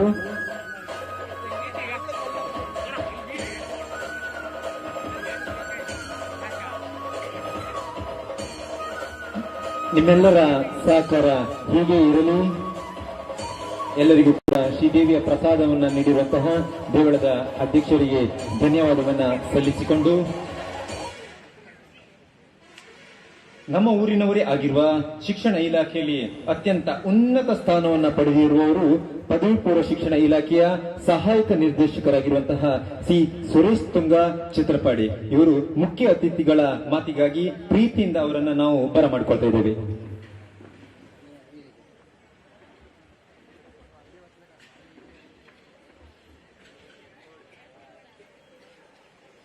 ಸಭೆಯನ್ನು ಅಲಂಕರಿಸಿರುವಂತಹ ಜ್ಯೋತಿಷಿ ಶ್ರೀಯುತ ಕೃಷ್ಣಮೂರ್ತಿ ಮಧ್ಯಸ್ಥರೇ, ಸಭಾಧ್ಯಕ್ಷರಾದ ಆಡಳಿತ ಮಂಡಳಿಯ ಅಧ್ಯಕ್ಷರೂ ಆದಂತಹ ಚಿತ್ರಪಾಡಿ ಚಂದ್ರಶೇಖರ ಉಪಾಧ್ಯಾಯರೇ, ನಮ್ಮೂರಿನ ಪ್ರಥಮ ಪ್ರಜೆ ಶ್ರೀಮತಿ ಸುಲತಾ ಹೆಗಡೆಯವರೇ, ಗೌರವಾಧ್ಯಕ್ಷರೇ, ವೇದಿಕೆಯಲ್ಲಿ ಉಪಸ್ಥಿತರಿರುವ ಎಲ್ಲ ಗಣ್ಯರೇ, ಭಕ್ತಾಭಿಮಾನಿಗಳೇ, ಈ ಒಂದು ಅವಕಾಶ, ಇಲ್ಲಿ ಮಾತನಾಡುವ ಅವಕಾಶ, ಈ ವೇದಿಕೆಯನ್ನು ಹಂಚಿಕೊಳ್ಳುವ ಅವಕಾಶ ನನ್ನನ್ನು ಕಳೆದ 3 ವರ್ಷಗಳಿಂದ ಕಾಯ್ತಾ ಇತ್ತು. ಆನಂದ ಗಾಣಿಗರು, ಚಂದ್ರೋಪಾಧ್ಯಾಯರು ನಿರಂತರವಾಗಿ ಸಂಪರ್ಕಿಸಿದ್ರು. ಒಂದ್ಸಾರಿ ನಾನು ಆಯ್ತು ಅಂತ ಕೂಡ ಹೇಳಿ ಕೊನೆ ಕ್ಷಣದಲ್ಲಿ ಹಿಂದೆ ಸರಿದಿದ್ದೆ, ಕಾರ್ಯ ಬಾಹುಳ್ಯದ ಕುರಿತಾಗಿ. ಇವತ್ತು ಸಂಪೂರ್ಣ ನಿವೃತ್ತನಾಗಿದ್ದೇನೆ. ಎಲ್ಲಿ ವೇದಿಕೆ ಸಿಕ್ಕಿದ್ರು ಹೋಗ್ತೇನೆ ನಾನು. ಆದರೆ ಇಲ್ಲಿ ಯೋಚನೆ ಮಾಡ್ತಾ ಇರೋದು ಸಮಯದ ಅಭಾವ. ಇದು ಮೇಡಮ್ ಹೇಳಿದ್ರು, ಇದು ಮಾತನಾಡುವ ಸಭೆ ಅಲ್ಲ ಅಂತ. ಅದಂತೂ ನಮ್ಮ ಜ್ಯೋತಿಷಿಗಳು ಪ್ರವಚನ ನೀಡಿದ ಮೇಲೆ ಇನ್ನೇನು ಉಳಿದಿದೆ. ಆದ್ರೂ ನನ್ನನ್ನು ಕರೆದ ಮೇಲೆ ನಾನು 4 ಮಾತಾಡ್ಬೇಕಲ್ಲ. ನನಗೆ ಕಡಿಮೆ ಅವಧಿ ಮಾತಾಡಿ ಅಭ್ಯಾಸ ಇಲ್ಲ. ಏನ್ ಮಾಡ್ತೀರಿ ಈಗ? ನಿಮಗೆ ಹಿಂಸೆ ಕೊಡ್ಲಿಕ್ಕೆ ಮನ್ಸಿಲ್ಲ, ಕಡಿಮೆ ಅವಧಿಯಲ್ಲಿ ಮಾತಾಡ್ಲಿಕ್ಕೆ ಬರೋದಿಲ್ಲ. ನಾವು ಏನಿದ್ರು ಗಂಟೆ ಕಟ್ಲೆ ಮಾತಾಡಿದವ್ರು ಮೇಡಮ್. ಉಪನ್ಯಾಸಕರು, ಪ್ರವಚನ, ಜ್ಯೋತಿಷಿಗಳು ಹೇಳ್ದಂಗೆ ಕಡಿಮೆ ಅವಧಿಯಲ್ಲಿ ಎಲ್ಲವನ್ನೂ ಸೇರಿಸಿ ಮಾತಾಡುವುದು ಅತ್ಯಂತ ಕಷ್ಟ.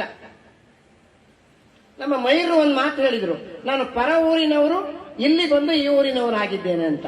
ನಾನು ಈ ಊರಿನವರು ಪರ ಊರಿಗೆ ಹೋಗಿದ್ದೇನೆ. ಈಗ ನಮ್ಮಲ್ಲಿ ಪರಸ್ಪರ ವಿರೋಧಾಭಾಸ ಕಾಣ್ತಾ ಇದೆ. ನನಗೆ ಕೆಲವು ಬಾಲ್ಯದ ನೆನಪಾಗ್ತಾ ಇದೆ. ಇದು ಈ ಮೇಡಮ್ ಹೇಳಿದ್ರು, ತುಂಬಾ ಏನೋ ಯಾವುದು ಶಿಥಿಲಾವಸ್ಥೆಯಲ್ಲಿತ್ತು ಅಂತಹ ಒಂದು ಗುಡಿಗೆ ಇಂತಹ ಒಂದು ರೂಪವನ್ನು ಕೊಡುವಲ್ಲಿ ಈಗಿನ ಅಥವಾ ಹಿಂದಿನ ಆಡಳಿತ ಮಂಡಳಿ ಎಷ್ಟು ಉತ್ಸುಕತೆಯನ್ನು ತೋರಿತ್ತು ಅಂತ. ಹೌದು, ನಿಜಕ್ಕೂ ನಾವು ಇದಕ್ಕೆ ಅಮ್ಮನವರ ಗುಡಿ ಅಂತ ಹೇಳ್ತಾ ಇದ್ವಿ. ನಾನು ಸುಮಾರು 43 ವರ್ಷ ಇದೇ ಊರಲ್ಲಿದ್ದೆ. ಈಗ ನಾನು 24 ವರ್ಷ ಆಯ್ತು ಈ ಊರು ಬಿಟ್ಟು. ಅಂದ್ರೆ 67 ಮಳೆಗಾಲ ಆಯ್ತು.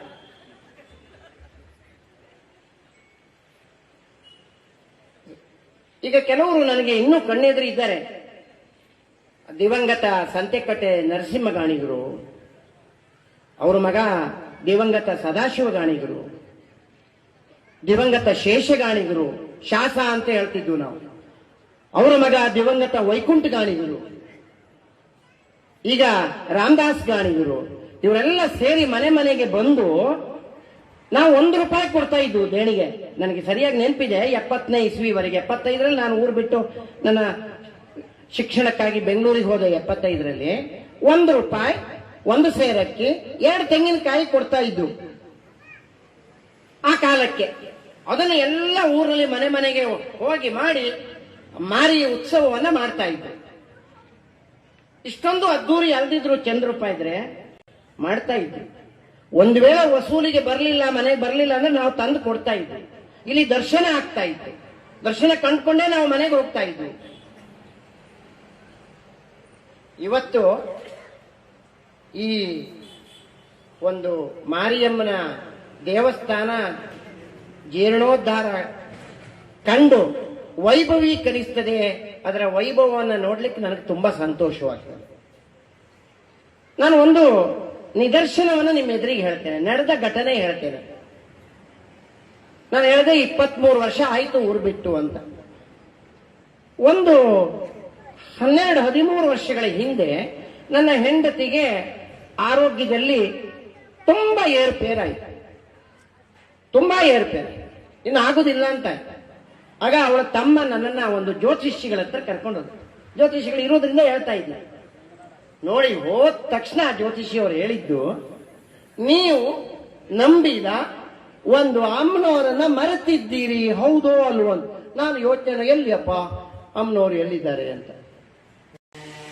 ಇದೇ ಅಮ್ಮ, ಇದೇ ಮಾರಿಯಮ್ಮ ನೆನಪಿಸಿದ್ರು ನೋಡಿ. ತಕ್ಷಣ ಓಡ್ ಬಂದು ದೇವಿಗೆ ಅಡ್ಡಬಿದ್ದು ಹಣ್ಣುಕಾಯಿ ಮಾಡಿಸಿ, ಅಂದಿನಿಂದ ಈ ಮಾರ್ಗವಾಗಿ ನಾನು ಪ್ರಯಾಣಿಸಿದ್ರೆ ವೆಹಿಕಲ್ ಅನ್ನ ನಿಲ್ಲಿಸಿ ಚಪ್ಪಲಿ ತೆಗೆದು ದೇವಿಗೆ ನಮಸ್ತೆ ಮಾಡಿಯೇ ಮುಂದೆ ಹೋಗ್ತಾ ಇದ್ವಿ. ದೇವಿ ನಡೆಸಿಯೇ ಬಿಟ್ಲು. ಶಕ್ತಿ ಎಷ್ಟೊಂದಿದೆ ಈ ದೇವಿಯಲ್ಲಿ ಅನ್ನೋದು ನನಗೆ ಪರಿಚಯವಾಗಿದೆ. ಭಕ್ತ ವೃಂದದವರೇ ನೋಡಿ, ಅಷ್ಟೊಂದು ಅದ್ಭುತ ಶಕ್ತಿವಂತೆ ಈ ಮಾರಿಯಮ್ಮ. ನಾವು ಅಮ್ಮನವರು ಅಂತ ಹೇಳ್ತಾ ಇದ್ವಿ. ನಮ್ಮಲ್ಲೆಲ್ಲ ಒಂದು ದನ ಕಾಟ ಆಯ್ತು ಅಂತಂದ್ರೆ ಹಾಲು ಕೊಡದೆ ಇದ್ರೆ ನಮ್ಮ ಅಜ್ಜಿ ಹಣ ಸುಳಿದು ಇಲ್ಲಿ ಕಾಣಿಕೆ ಹಾಕಿ, ದನಕ್ಕೆ ಎಮ್ಮೆ ಹುಷಾರಿಲ್ಲ ಅಂತಂದ್ರೆ ನಮ್ಮಮ್ಮ ಬಂದು ಇಲ್ಲಿ ಒಂದು ಪೂಜೆ ಕೊಟ್ಟು ಹೋಗ್ತಿದ್ರು. ನಮ್ಮ ಶೇಷಗಾಣಿಗರಿಗೆ ಹೇಳೋದು, ಬನ್ನಿ ಒಂದು ಕೋಳಿ ಸುಳ್ಕೊಂಡು ಹೋಗಿ ಆಮೇಲೆ ಇಲ್ಲಿ ಮಾಡಿ ಅಂತ. ನೋಡಿ ಎಂತ ನಂಬಿಕೆ ಅಂತ ಹೇಳಿದ್ರಲ್ಲ, ಎಲ್ಲವೂ ಇರುವುದು ನಂಬಿಕೆಯಲ್ಲಿ.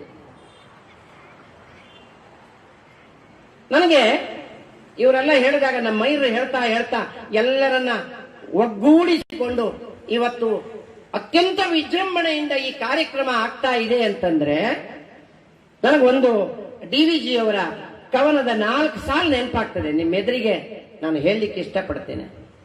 ಅವ್ರು ಹೇಳ್ತಾರೆ, ಹುಲ್ಲಾಗು ಬೆಟ್ಟದಡಿ ಮನೆಗೆ ಮಲ್ಲಿಗೆಯಾಗು, ಕಲ್ಲಾಗು ಕಷ್ಟಗಳ ಮಳೆಯ ವಿಧಿ ಸುರಿಯೇ, ಬೆಲ್ಲ ಸಕ್ಕರೆಯಾಗು ದೀನ ದುರ್ಬಲರಿಂಗೆ, ಎಲ್ಲರೊಳಗ ಒಂದಾಗು ಮಂಕುತಿಮ್ಮ ಅಂತ.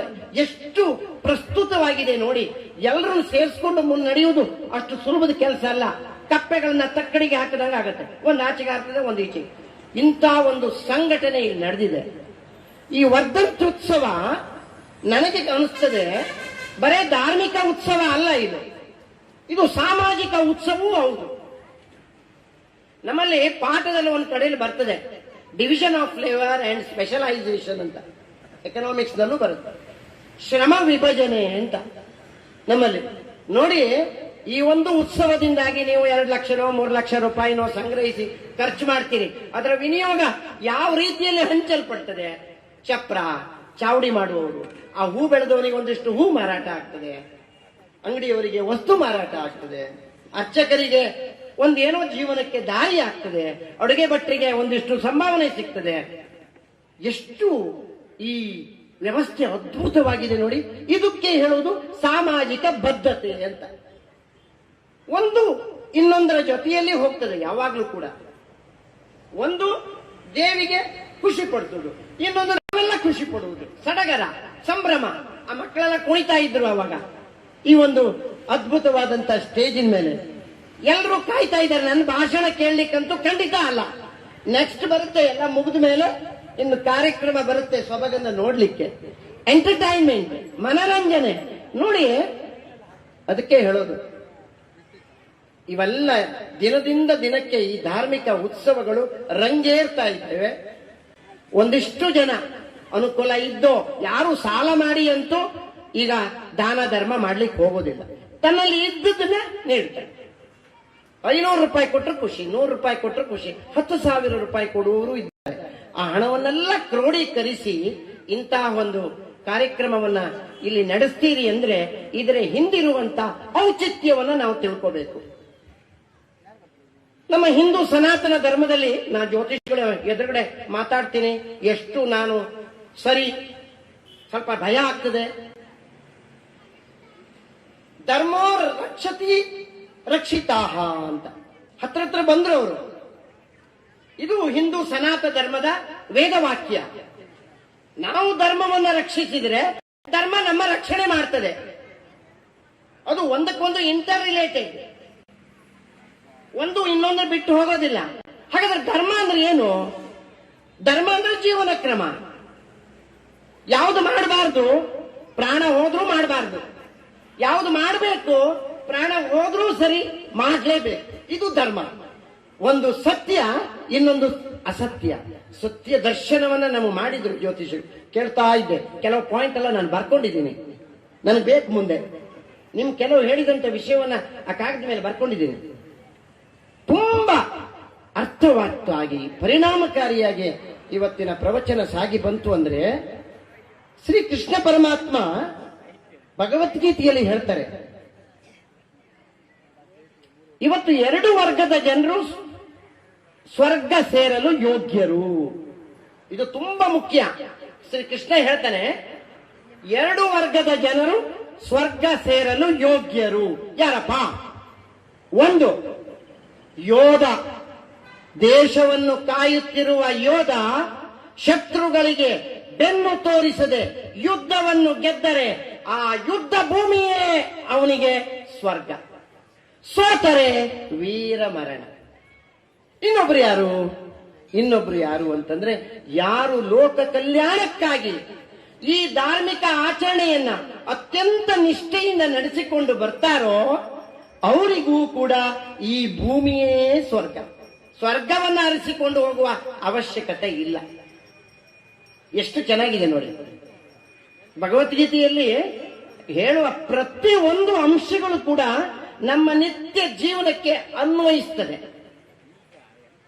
ಆ ಕೃಷ್ಣನ ಕೆಲವೊಂದು ಆ ನುಡಿಗಳು, ಅರ್ಜುನ ಹೇಳ್ತಾನೆ, ನಾನು ಬಿಲ್ ಹೊಡೆಯುವುದಿಲ್ಲಪ್ಪ, ಅವ್ರ ಜೀವ ಎಲ್ಲ ಹೋಗ್ತದೆ, ನನ್ನ ವಿರೋಧಿಗಳಿಗೆ ಬಿಲ್ಲು ಹೊಡೆಯುವುದಿಲ್ಲ ಅಂತ ಅವನು ತೆಗೆದು ಬಿಲ್ಲು ಬಾಣವನ್ನು ಕೆಳಗಿಟ್ಟಾಗ ಅರ್ಜುನ ಹೇಳ್ತಾನೆ, ಇವರು ಕೃಷ್ಣ ಹೇಳ್ತಾನೆ ಅರ್ಜುನನಿಗೆ, ಏನಯ್ಯ ಹಾಗಾದ್ರೆ ನೀನು ಯುದ್ಧ ಮಾಡುವುದಿಲ್ಲ ಅಂತಂದ್ರೆ ನಿನ್ನ ರಾಜ್ಯವನ್ನು ಯಾರು ಕಸ್ಕೊಂಡು ಹೋಗ್ಲಿಯಾ?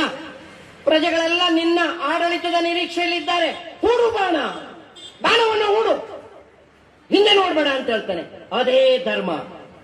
ಕೃಷ್ಣ ಬೋಧಿಸುವುದೆಲ್ಲ ಉಂಟಲ್ಲ, ಇದು ಧರ್ಮದ ತಿರುಳು. ಇದು ಧಾರ್ಮಿಕ ಆಚರಣೆಯ ಒಂದು ಪರಿಣಾಮಕಾರಿ ಅಸ್ತ್ರ. ನಾವು ಅನೇಕ ಈ ಪ್ರವಚನ ಕಾರ್ಯಕ್ರಮಗಳನ್ನ ನಡೆಸ್ತೀವಿ. ಕೇಳಿ ಕೇಳಿ ಕೇಳಿ ಕೇಳಿ ನಿಮಗೆ ಒಂದೊಂದ್ಸಾರಿ ಬೋರ್ ಆಗ್ಬಹುದು, ಆದ್ರೆ ಅದರಲ್ಲಿ 1-2 ಅಂಶ ನಿಮ್ ತಲೆಯೊಳಗೆ ಹೋಗಿ ಅದು ನಿತ್ಯ ಜೀವನದ ಆಚರಣೆಯಲ್ಲಿ ಬಂದ್ರೆ ಎಷ್ಟು ಸುಂದರ ಅಲ್ವಾ? ಅದು ಸ್ವಲ್ಪ ನಾನು ನಮ್ಮ ಜ್ಯೋತಿಷಿಗಳ ಮುಂದೆ ಹೋಗ್ತೇನೆ. ಜೀವನದ ಮೂಲ ಉದ್ದೇಶಗಳೇ 2. ಒಂದು ಸತ್ಯ ದರ್ಶನ, ಇನ್ನೊಂದು ಶಾಂತಿಯ ಅನುಭವ. ನಮ್ಮ ಬದುಕು ನಿಂತಿರುವುದು ಧನ ಕನಕಾದಿಗಳ ಮೇಲೆ ಅಲ್ಲ. ನಮ್ಮ ಬದುಕು ನಿಂತಿರುವುದು ಪ್ರಶಾಂತಿಯ ಮೇಲೆ, ಪ್ರಸನ್ನತೆಯ ಮೇಲೆ. ನಮಗೇನ್ ಬೇಕಿವತ್ತು? The need of the day ಮನಃಶಾಂತಿ, ನೆಮ್ಮದಿ. ಎಷ್ಟು ದುಡ್ಡಿದ್ರೆ ಏನು, ಕೋಟಿಗಟ್ಟಲೆ ರೂಪಾಯಿ ಖರ್ಚು ಮಾಡಿ ಅರಮನೆಯಂತ ಮನೆ ಕಟ್ಟಿ ಕಿಟಕಿ ಬಾಗಿಲು, ಎದುರುಗಡೆ ಬಾಗಿಲು ಎಲ್ಲ ಬಂದ್ ಮಾಡಿ ಮನೆ ಒಳಗೆ ಹೋಗ್ಕೊಂಡಿರ್ತಾರೆ. ಯಾವ ಒಂದು ನುಷಿ ಕೂಡ ಒಳಗಡೆ ಬರುವುದಿಲ್ಲ. ಅವರ ಮನೆ ಕಡೆ ಯಾರು ಜನರ ಗುರ್ತೇ ಇಲ್ಲ ಅವರಿಗೆ. ಆ ಮನೆಯಲ್ಲಿ ಬೆಳಕು ಕೂಡ ಹೋಗುವುದಿಲ್ಲ. ಒಂದು ಚಿಕ್ಕ ಗುಡಿಸಲು ಸಾಕು. ಮನೆಯ ಬಾಗಿಲು ತೆರೆದಿರಬೇಕು, ಬಂದ ಅತಿಥಿಗಳನ್ನ ಸ್ವಾಗತಿಸಬೇಕು. ಆ ಮನೆಯೊಳಗೆ ಜ್ಞಾನದ ಬೆಳಕು ಸದಾ ಹರಿಯುವಂತಿದ್ದರೆ ಅದೇ ನಮ್ಮ ವೈಭವದ ಬದುಕು. ನಮ್ಮ ಬದುಕನ್ನು ವೈಭವೀಕರಿಸುವುದು ನಮ್ಮ ಕೈಯಲ್ಲೇ ಇದೆ. ಅದನ್ನು ಹೇಳಿದ್ರು ಅವರು. ನೀವು ಇನ್ನೊಬ್ಬರ ಜೊತೆಯಲ್ಲಿ ನಮ್ಮನ್ನು ಹೋಲಿಸಿ ನೋಡಬೇಡಿ. ನಿಮ್ಮ ಬದುಕನ್ನು ನೀವು ಪ್ರೀತಿಸಿ. ನಾನು ಅದಾಗಬೇಕು, ನಾನು ಇದಾಗಬೇಕು ಅಲ್ಲ, ನಾನೇನಾಗಿದ್ದೇನೆ ಅದರಲ್ಲಿ ಸಂತಸ ಮಾಡಿ, ಅದರಲ್ಲಿ ತೃಪ್ತಿ ಪಡಬೇಕು ಅಂತಂದ್ರೆ ನೀವು ಪರಮಾತ್ಮನ ಅಸ್ತಿತ್ವದ ಬಗ್ಗೆ ಯೋಚನೆ ಮಾಡಬೇಕು.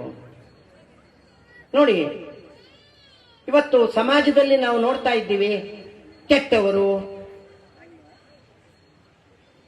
ಕ್ಷೀಣರು, ಬಲಹೀನರು, ಇವೆಲ್ಲ ಯಾರು ಮಾಡಿದ್ದು? ಸೃಷ್ಟಿ ಮಾಡಿದ್ದಲ್ಲ, ನಾವು ಮಾಡಿದ್ದು. ಸೃಷ್ಟಿ ಇದ್ರೊಳಗೆ ಕೈ ಹಾಕ್ಲೇ ಇಲ್ಲ. ನಾವೇ ಬಲಹೀನರು, ಬಡವರು, ಶ್ರೀಮಂತರು, ಈ ಶ್ರೇಣಿಗಳನ್ನೆಲ್ಲ ಕೊಟ್ಟದ್ದು ನಾವು, ಸೃಷ್ಟಿ ಮಾಡಲಿಲ್ಲ. ಕಾಳಿದಾಸನ ಕತೆ ಒಂಚೂರು ಹೇಳ್ಕೊಂಡು ಮುಂದೆ ಹೋಗ್ತೇನೆ. ಕಾಳಿದಾಸ ಒಬ್ಬ ಸಾಮಾನ್ಯ ಹುಡುಗನಾಗಿದ್ದ. ಶಾತದೊಡ್ಡನಾಗಿದ್ದ. ನೋಡಿ, ಅವನ ಅಪ್ರತಿಮವಾದಂತಹ ಜ್ಞಾನಾರ್ಜನೆಯಿಂದ ಜ್ಞಾನ ಸಂಪನ್ನನಾದ.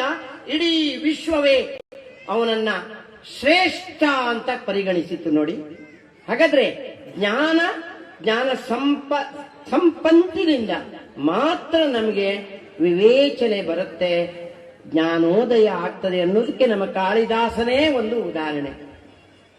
ನಮ್ಮ ಬದುಕು ನಿತ್ಯ ಬದುಕು ಅನ್ನ ನೀರಿನ ಮೇಲೆ ನಿಂತಿದೆಯೇ ವಿನಃ ನಮ್ಮ ಈ ಅಧಿಕಾರ, ಅಂತಸ್ತು, ಸಿರಿ, ಸಂಪತ್ತಿನ ಮೇಲೆ ಖಂಡಿತ ಅಲ್ಲ. ಈ ಭಗವಂತನ ಬಗ್ಗೆ ಹೇಳ್ತಾ ಇದ್ರು. ನಿರಾಕಾರನಾದ ಭಗವಂತ ಇವತ್ತು ನಮಗೆ ಗಾಳಿ, ಬೆಳಕು, ನೀರು, ಅನ್ನ ರೂಪದಲ್ಲಿ ನಮ್ಮ ಎದುರುಗಡೆ ಬಂದು ನಿಂತಿದ್ದಾನೆ ಅಂತ ತಿಳ್ಕೊಂಡ್ರೆ ಬಹುಶಃ ನಿಮಗೆ ಪರಮಾತ್ಮನ ಅಸ್ತಿತ್ವದ ಪರಿಚಯ ಸಾಧ್ಯ. ಇವೆಲ್ಲ ಸೃಷ್ಟಿ ಪರಮಾತ್ಮ. ನೋಡಿ, ಕಾಲ ಕಾಲಕ್ಕೆ ಮಳೆ ಬರುತ್ತೆ, ಹೇಗೆ ಬರುತ್ತೆ? ನಮಗೆ ಸಾಧ್ಯವಾ ನೀರು ಸುರಿಸ್ಲಿಕ್ಕೆ? ಇಲ್ದಿ ನಾವೆಲ್ಲ ನೀರಿಲ್ಲದೆ ಸಾಯ್ತಾ ಇದ್ವು. ಇವತ್ತು ಒಂದು ವರ್ಷ ಮಳೆನೇ ಬರಲಿಲ್ಲ. ಹಂಗಾದ್ರೆ ಏನೋ ಇದೆ, ದೇರ್ ಇಸ್ ಸಮಥಿಂಗ್, ಏನೋ ಇದೆ ಅಲ್ಲಿ. ಇದೇ ಅಪ್ರತಿಮವಾದ ಭಗವಂತನ ಶಕ್ತಿ ಅಂತ ನಾವು ತಿಳ್ಕೊಳ್ಬೇಕು. ಭಕ್ತಾದಿಗಳೇ, ನಾನು ಹೇಳಲಿಕ್ಕೆ ಇಷ್ಟಪಡ್ತೇನೆ. ಒಂದು ಈ ಪಾತರಗಿತ್ತಿ ಅಂದ್ರೆ ಈ ಚಿಟ್ಟೆ, ಪತಂಗ. ಈ ಪತಂಗ ಹುಟ್ಟಿನಿಂದ ಕೊನೆ ಗಳಿಗೆಯವರೆಗೂ ಹೂವಿನಿಂದ ಹೂವಿಗೆ ಹಾರ್ತಾ ಇರುತ್ತೆ. ಒಂದು ದಿವಸ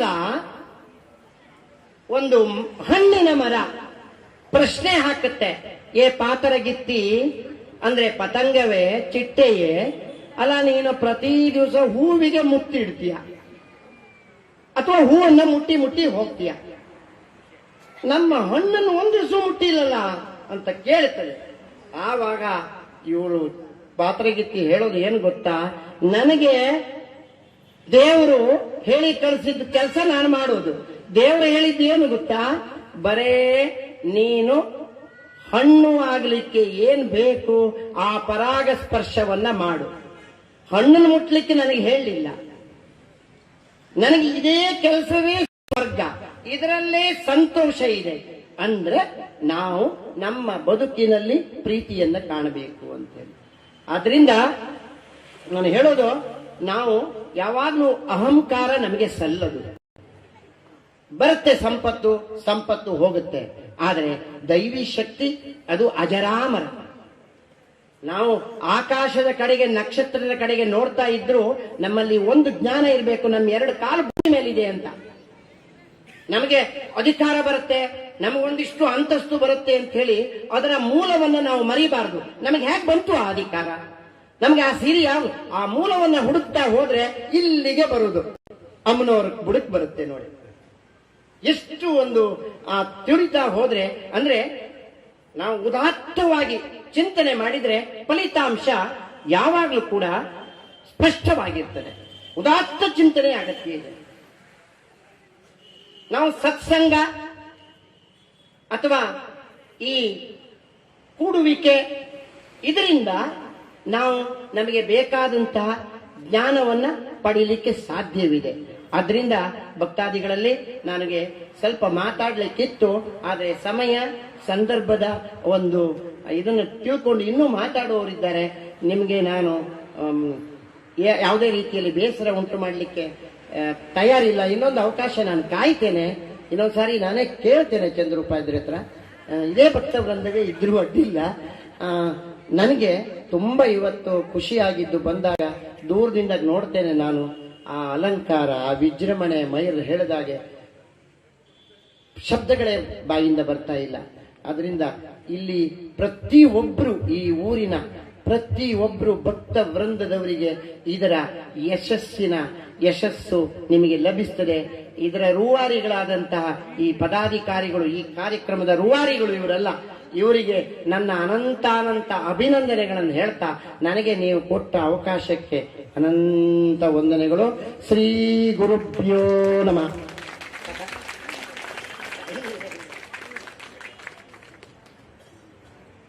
ಶ್ರೀ ಮಾರಿಯಮ್ಮ ದೇವಸ್ಥಾನದ ಬಗ್ಗೆ ಅಪಾರವಾದಂತಹ ಪ್ರೀತಿಯನ್ನು ಹೊಂದಿರುವಂತಹ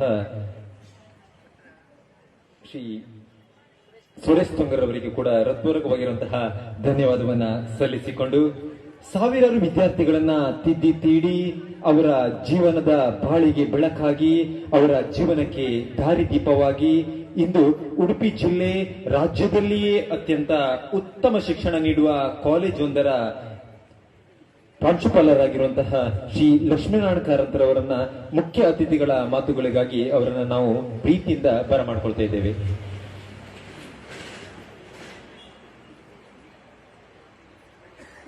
ವೇದಿಕೆ ಮೇಲಿರುವ ಎಲ್ಲ ಗಣ್ಯರೇ, ಭಕ್ತಾಭಿಮಾನಿಗಳೇ, ಮಧ್ಯಸ್ಥರು, ನಾನು ಒಟ್ಟಿಗೆ ಕಾಲೇಜಿಗೆ ಹೋದವರು. ಸುರೇಶ್ ತುಂಗರು ನನಗೆ ಗುರುಗಳು ಕೂಡ. ನೀವು ಒಂದು ತಿಳ್ಕೊಳ್ಬೇಡಿ, ಅವರು PUC ಲೆಕ್ಚರ್ ಆಗಿ 1 ಗಂಟೆ ಮಾತಾಡಿದ್ರು. ನಾನೀಗ ಡಿಗ್ರಿ ಉಪನ್ಯಾಸ 2 ಗಂಟೆಯನ್ನು ಮಾತಾಡೋದಿಲ್ಲ. ನಾನು ಒಂದು ಏನಂತ ಹೇಳಿದ್ರೆ, ಮಧ್ಯಸ್ಥರು ಮಾತಾಡುವಾಗ ಕಾಂತಾರದ ಬಗ್ಗೆ ಹೇಳಿದ್ರು.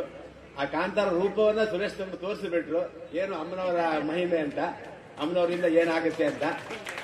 ನಿಜವಾಗಿ ಇಲ್ಲಿ ಹೇಳಬೇಕಂತ ಹೇಳಿದ್ರೆ, ನಮ್ಮೆಲ್ಲ ಊರು ಏನಂತಂದ್ರೆ, ನಮ್ಮ ಅಮ್ಮನವರನ್ನು ನಮಗೆ ಗ್ರಾಮ ದೇವತೆ. ಸರ್ ಹೇಳಿದಾಗೆ ನಮ್ಮ ಹಿಂದೆ ನಮ್ಮ ಬ್ರಾಹ್ಮಣ ಮನೆಗಳು ಕೂಡ ಬೇರೆಯವರು ಕೋಳಿಯನ್ನು ತಗೊಂಡೋಗಿ ಕೊಡೋದಿತ್ತು. ಯಾವುದೇ ಕಾಯಿಲೆ ಅನ್ನುವಂಥದ್ದು ಬರುವುದೇ ಇಲ್ಲ ಇತ್ತು.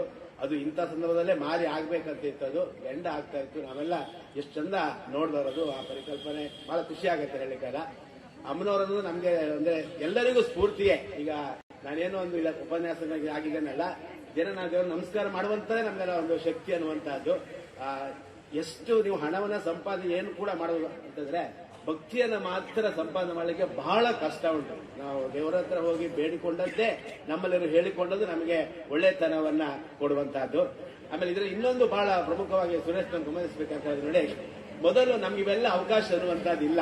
ಈಗ ಧಾರ್ಮಿಕ ಇದೆಲ್ಲ ಆಗುತ್ತಲ್ಲ, ಈಗ ನಿನ್ನೆಯಿಂದ ನೋಡ್ಬೇಕಿತ್ತು ನಮ್ಮ ಊರಿಂದ ಎಷ್ಟು ಮಕ್ಕಳು ಹಾಡು. ನನಗೆ ಬಹಳ ನಿನ್ನೆ ನಾನು ಇದ್ದೆ, ನನ್ನಲ್ಲಿ ಎಷ್ಟು ಜನ ಹಾಡ್ತಾರೆ. ಈಗ ನಮ್ಮ ಸ್ಪೀಚ್ ಅನ್ನುವಂಥದ್ದು ಈಗ ಬೇಡ. ಈಗ ಏನಾಗಿದೆ ಅಂತ ಹೇಳಿದ್ರೆ, ಈಗ ಕಾಲೇಜುಗಳು ಕೂಡ ಈಗ ಮಕ್ಕಳಿಗೆ ಪಾಠ ಅನ್ನುವಂಥದ್ದು ಈಗ ಬೇಡ ಆಯ್ತು. ಯಾಕಂದ್ರೆ ನಾವೇನು ಪಾಠ ಮಾಡ್ತೇವೆ ಅದೆಲ್ಲ ಈಗ ಯೂಟ್ಯೂಬ್ ಅಲ್ಲಿ ಸಿಗುತ್ತೆ. ಈಗ ಮಕ್ಕಳಿಗೆ ಅದು ಅವಶ್ಯಕತೆ ಇರೋದಿಲ್ಲ. ಮಕ್ಕಳು ನಮ್ಗಿಂತೂ ಬುದ್ಧಿವಂತರಿದ್ದಾರೆ. ನಾವೇನು ಹೋಗ್ತೇವೆ ಮೊದಲೇ ಗೊತ್ತಾಗುತ್ತೆ ಅವರಿಗೆಲ್ಲ ಈಗ. ಸೊ ಅಂತ ಒಂದು ಡ್ಯಾನ್ಸ್ ಅನ್ನ, ಹಾಡನ್ನ, ಕೆಲವರು ಎಂತ ಹಾಡು ಸರ್, ಶಂಭೋ ಶಂಕರ ಹಾಡಲ್ಲ ಎಷ್ಟು ಚಂದ. ಅದೆಲ್ಲ ಒಂದು ನಾವು ಮಾಡಿಕೊಟ್ಟಂತ ಇಡೀ ನಮ್ಮ ಅಮ್ಮನವರ ದೇವಸ್ಥಾನದ ಬಳಗ ಉಂಟಲ್ಲ, ಅದೊಂದು ಬಹಳ ಒಂದೇ. ಯಾಕಂದ್ರೆ ಮಹಾತ್ಮ ಗಾಂಧಿ ಒಂದು ಹೇಳ್ತಾರೆ ನೋಡಿ, ಗ್ರಾಮ ಸ್ವರಾಜ್ ಅಂತ ಉಂಟಲ್ಲ, ಆ ಗ್ರಾಮದಲ್ಲಿ ಕೆಲವೊಂದು ಅವಶ್ಯಕ ಇರಬೇಕಂತೆ. ಒಂದು ಗ್ರಾಮದಲ್ಲಿ ದೇವತೆ ಇರಲೇಬೇಕಂತೆ, ಅದು ಆ ಊರನ್ನ ರಕ್ಷಿಸುತ್ತೆ ಅಂತ. ಹೇಗೆ ಲೈಬ್ರರಿ ಅನ್ನುವಂಥದ್ದು, ಶಾಲೆ ಅನ್ನುವಂಥ, ಆಸ್ಪತ್ರೆ ಇರ್ತದಲ್ಲ, ದೇವಸ್ಥಾನವೂ ಅಷ್ಟೇ ಮುಖ್ಯ. ನಾವು ಹೋಗಿ ಭಕ್ತಿಯಿಂದ ಬೇಡಿಕೊಂಡಾಗ ನಮಗೆ ಅನುಕೂಲ ಆಗುತ್ತೆ. ಹಾಗಾಗಿ ಒಂದು ಮಾತಾಡಲಿಕ್ಕೆ ನಾನು ಇಷ್ಟೇ ಮಾತಾಡೋದು. ನಾನು ಇನ್ನೂ ಕೂಡ ಇದು ಮುಂದೆ ನಡೀತಾ ಇರಲಿ, ನಂತರ ಇನ್ನಷ್ಟು ಜನ ಊರಿಂದ ಮುಂದೆ ಬರಲಿ, ನಮ್ಮ ಊರಿನ ಹೆಸರನ್ನ ಬೇರೆ ಬೇರೆ ಕಡೆ ಪ್ರಚಾರ ಪಡಿಸ್ತೀರಿ. ಈಗ ಹೇಳ್ದಾಗ ಅಂತ ಹೇಳಿದ್ರೆ, ಈ ಅಮ್ಮನವರ ಮಹಿಮೆ ಇನ್ನೊಂದು ಮಾತಾಡಿ ಮುಗಿಸ್ತೇನೆ ಅಂತ ಹೇಳಿದ್ರೆ, ನಮ್ಮ ಊರವ್ರು ಇದ್ದವ್ರಿಗೆ ಮಾತ್ರ ಅಲ್ಲ, ಈ ವೇದಿಕೆಯಲ್ಲಿ ನೋಡಿ ಭೋಜಮ್ಮ ಸರ್ ಇದ್ದಾರೆ, ಮಯ್ಯ ಸರ್ ಇದ್ದಾರೆ, ನಮ್ಮ ಭಟ್ರು ಇದ್ದಾರೆ. ನೋಡಿ ಎಷ್ಟು ಜನ ಬೇರೆ ಬೇರೆ ಕಡೆಯಿಂದ ಬಂದವರು. ಈಗ ನಮ್ಮ ವಿಜಯನಗರ ಗ್ರಾಮದ ಕೂಡ ಬೇರೆಯಿಂದ ಬಂದವರು ನೋಡಿ. ಅಲ್ಲ ಈಗ ನಮ್ಮ ಊರವ್ರು ಮಾತ್ರ ಅಲ್ಲ, ಅಮ್ಮನವ್ರ ಮಹಿಮೆ ಎಷ್ಟಂತ ನಿಮ್ಗೆ ಗೊತ್ತಾಗತ್ತೆ. ಅಮ್ಮನವ್ರಿಗೆ ಇನ್ನೊಮ್ಮೆ ಅವರ ಅನುಗ್ರಹ ನಾವು ಕೇಳ್ಕೊಳ್ತಾ ನನ್ನ ಅವಕಾಶಕ್ಕಾಗಿ ನಾನು ಒಂದಷ್ಟು ಮಾತು ಮುಗಿಸ್ತೇನೆ. ಧನ್ಯವಾದ. MGM ಕಾಲೇಜಿನ ಪ್ರಾಂಶುಪಾಲರಾಗಿರುವಂತಹ ಲಕ್ಷ್ಮೀನಾರಾಯಣ ಕಾರಂತರವರಿಗೆ ಧನ್ಯವಾದವನ್ನ ಸಲ್ಲಿಸಿಕೊಂಡು, ವೇದಿಕೆಯಲ್ಲಿ ಉಪಸ್ಥಿತರಿರುವಂತಹ ಭೋಜಮ್ಮ ಜಯರಾಮ ಶೆಟ್ಟಿರವರು, ಅದೇ ರೀತಿಯಲ್ಲಿ ವಿಜೇಂದ್ರ ಕಾಮತ್ರವರು ಕೂಡ ಮೌನವಾಗಿಯೇ ಈ ವರ್ಧಂತೋತ್ಸವಕ್ಕೆ ಶುಭಾಶಯನ ಸಲ್ಲಿಸಿರುತ್ತಾರೆ. ಅವರಿಗೆ ಹೃತ್ಪೂರ್ವಕವಾಗಿರುವಂತಹ ಧನ್ಯವಾದವನ್ನ ಸಲ್ಲಿಸಿಕೊಂಡು, ಈ ಧಾರ್ಮಿಕ ಸಭಾ ಕಾರ್ಯಕ್ರಮದ ಮುಖ್ಯ ಭಾಗ ಅಧ್ಯಕ್ಷೀಯ ಮಾತುಗಳಿಗಾಗಿ ದೇವಸ್ಥಾನದ ಅಧ್ಯಕ್ಷರಾಗಿರುವಂತಹ ಶ್ರೀ ಚಂದ್ರಶೇಖರ್ ಉಪಾಧ್ಯಾಯರಲ್ಲಿ ಕೂಡ ನಾವು ವಿನಂತಿಸಿಕೊಳ್ತಾ ಇದ್ದೇವೆ.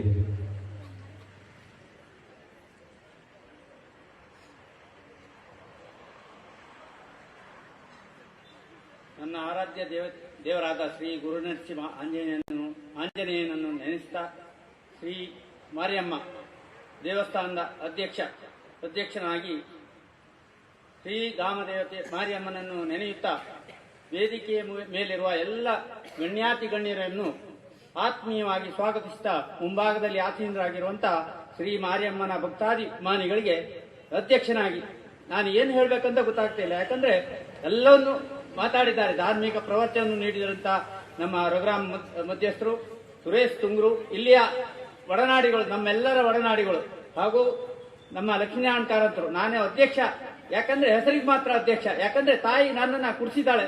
ಅದು ಯಾಕೆ ಕುಡಿಸಿದ್ದಾಳೆ ಅನ್ನೋ ಗೊತ್ತಿಲ್ಲ ನನಗೆ. ಯಾಕಂದ್ರೆ ನಿಮ್ಮೆಲ್ಲರ ಸಹಕಾರದಿಂದ ಈ ಒಂದು ಕಾರ್ಯಕ್ರಮ ನಿರಂತರವಾಗಿ ಒಂದು 6 ವರ್ಷದಿಂದ ನಾನು ಅಧ್ಯಕ್ಷನಾಗಿ ಕೆಲಸ ಮಾಡ್ತಾ ಬರ್ತಾ ಇದ್ದೆ. ಯಾಕಂದ್ರೆ ನನಗೆ ತಾಯಿಯೇ ಒಂದು ರಕ್ಷಣೆ. ಯಾಕಂದ್ರೆ ಇಲ್ಲಿ ಹ್ಯಾಂಗ್ ನಡೀತದೆ ಅಂತ ಹೇಳಿ ನಾನು ತಾಯಿನ ಕೇಳೋದು, ತಾಯಿಯೇ ನೀನೇ ರಕ್ಷಿಸೋ.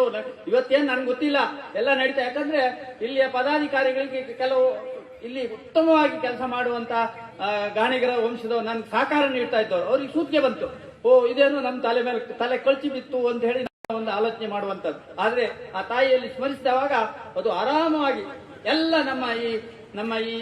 ನಮ್ಮ ಸಂಘ ಪರಿವಾರ, ಆ ಸಂಘ ಪರಿವಾರ ಯಾರ ಹೆಸರು ಹೇಳುವುದಿಲ್ಲ, ಎಲ್ಲ ನಮ್ಮ ಗಿರಿ ಫ್ರೆಂಡ್ಸ್ ಇರ್ಬೋದು, ನಮ್ಮ AK ಫ್ರೆಂಡ್ಸ್ ಇರ್ಬೋದು, ನಮ್ಮ ಪಾಂಚಜನ್ಯ ಇವರು ಇರ್ಬೋದು, ಎಲ್ಲ ಸಂಘ ಪದಾಧಿಕಾರಿಗಳು ಮತ್ತು ನಮ್ಮ ಸ್ವಸಹಾಯ ಸಂಘದ ಸದಸ್ಯರು. ಯಾಕಂದ್ರೆ ಇಲ್ಲಿ ಜಾತಿ ಮತ ಇಲ್ಲ, ನಮ್ಮಲ್ಲಿ ಎಲ್ಲರೂ ಒಂದೇ. ನಾವು ನಮ್ಮ ಆಡಳಿತ ಮಂಡಳಿ ನನಗೆ ಸದಾಕಾಲ ಸಹಕಾರ ನೀಡ್ತಾ ಇದೆ. ಯಾಕಂದ್ರೆ ಆ ಸಹಕಾರದಿಂದ ನಾನು ಇಲ್ಲಿದ್ದೀನಿ. ಆ ಸಹಕಾರ ಯಾಕೆ ಕೊಡಬೇಕು? ಆ ಶಕ್ತಿ ದೇವತೆ ನಮ್ಗೆ ಕೊಟ್ಟಿದ್ದು ಅಷ್ಟೇ.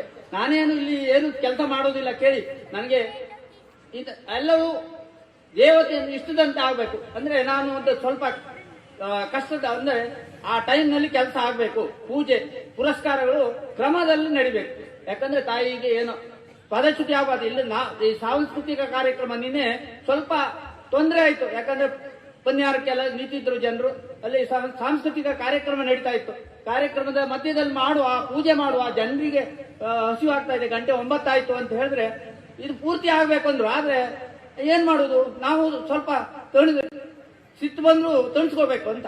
ಅಂದ್ರೆ ದೇವಿ ಸ್ವಲ್ಪ ನಿಲ್ಲು ಅಂತ ನನ್ನನ್ನ ತಣಿಸ್ಲು. ಅದು ನಡೀತು, ಉತ್ತಮವಾಗಿ ನಡೀತು. ಇವತ್ತು ಭೋಜನ ವ್ಯವಸ್ಥೆ ಕೂಡ ಅದು ಹೇಗೆ ನಡೀತೋ ಗೊತ್ತಿಲ್ಲ. ಸಾವಿರಾರು ಭಕ್ತರು ಎಲ್ಲರೂ ಬಂದಿದ್ದಾರೆ. ಅದಕ್ಕೂ ನಮ್ಗೆ ತುಂಬಾ ಸಂತೋಷ. ಯಾಕಂದ್ರೆ ಎಲ್ಲ ತಾಯಿಯ ಒಂದು ದೇಣಿಗೆ. ಯಾಕಂದ್ರೆ ನಾವೇನು ಇಲ್ಲಿ ತಾಯಿ ಯಾವುದನ್ನು, ಯಾಕಂದ್ರೆ ಅವಳಿಗೆ ಸ್ವಂತ ಸ್ಥಳ ಇಲ್ಲ. ಇಲ್ಲಿ ಸ್ಥಳ ಅವಳ ಅಧೀನದಲ್ಲಿಲ್ಲ. ಆದ್ರೆ ನಾವು ತಾಯಿಯಲ್ಲಿ ಏನು ಸ್ವಂತಕ್ಕಾಗಿ ಏನು ಮಾಡಲಿಲ್ಲ. ಅದು ನಮ್ಮ ದಿನೇಶ್ ನಾಯ್ಕರು ಯಾವಾಗ ಕೊಡ್ತಾರೋ ಗೊತ್ತಿಲ್ಲ. ನಾವು ಸದಾಕಾಲ ಅವ್ರನ್ನ ಕೇಳ್ತಾ ಇತ್ತು. ಯಾಕಂದ್ರೆ ಇನ್ನು ಅಭಿವೃದ್ಧಿ ಆಗ್ಬೇಕು, ಸ್ವಂತ ಸ್ಥಳದಲ್ಲಿ ನಿಲ್ಬೇಕು, ಸರ್ಕಾರದಿಂದ ಏನಾದ್ರೂ ದೇಣಿಗೆ ಅವಳಿಗೆ ಸಿಗಬೇಕು, ಇನ್ನೂ ಧಾರ್ಮಿಕ ಕಾರ್ಯಕ್ರಮ ಇಲ್ಲಿ ನಡಿಬೇಕು ಅಂತ ಈ ಭಕ್ತಾಭಿಮಾನಿಗಳಲ್ಲಿ ನಾವು ಕೇಳ್ತಾ ನಮಗೆ ಹಿಂದುಂಬಿಸಿ ಈ ಕಾರ್ಯಕ್ರಮವನ್ನು ಯಶಸ್ವಿಯಾಗಿ ಮಾಡಿದ್ದೀರಿ. ನಿಮಗೆ ಆ ತಾಯಿಯು ಆವಿರಾರೋಗ್ಯ ಐಶ್ವರ್ಯವನ್ನು ನೀಡಲಿ, ತಮ್ಮ ಮಕ್ಕಳಿಗೆ ಎಲ್ಲರಿಗೂ ಉದ್ಯೋಗ ಅವಕಾಶ ಸಿಗಲಿ ಅಂತ ಶ್ರೀದೇವಿಯಲ್ಲಿ ಪ್ರಾರ್ಥಿಸುತ್ತಾ ನನ್ನ ಅಧ್ಯಕ್ಷ ಭಾಷಣವನ್ನು ಮುಗಿಸ್ತೀನಿ. ಜೈ ಹಿಂದ್.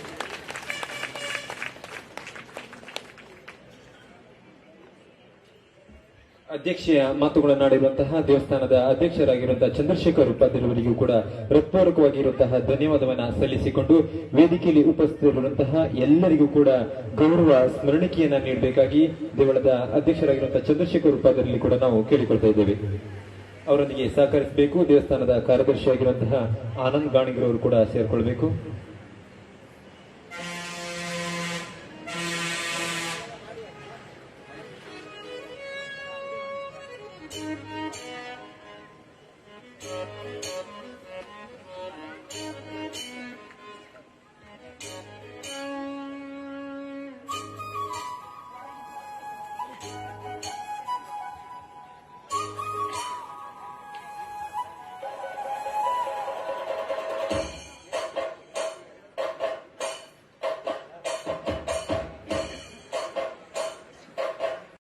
ಗೌರವ ಸ್ಮರಣಿಕೆಯನ್ನ ನೀಡಿರುವಂತಹ ಅಧ್ಯಕ್ಷರು ಮತ್ತು ಕಾರ್ಯದರ್ಶಿಯವರಿಗೂ ಕೂಡ ಧನ್ಯವಾದವನ್ನ ಸಲ್ಲಿಸಿಕೊಂಡು ಧಾರ್ಮಿಕ ಸಭೆಯ ಕೊನೆಯ ಅಂಗ ಧನ್ಯವಾದ ಸಮರ್ಪಣೆಗಾಗಿ ದೇವಸ್ಥಾನದ ಕಾರ್ಯದರ್ಶಿಯಾಗಿರುವಂತಹ ಆನಂದ್ ಗಾಣಿಗರವರಲ್ಲಿ ಕೂಡ ನಾವು ಕೇಳಿಕೊಂಡವರಿದ್ದೇವೆ.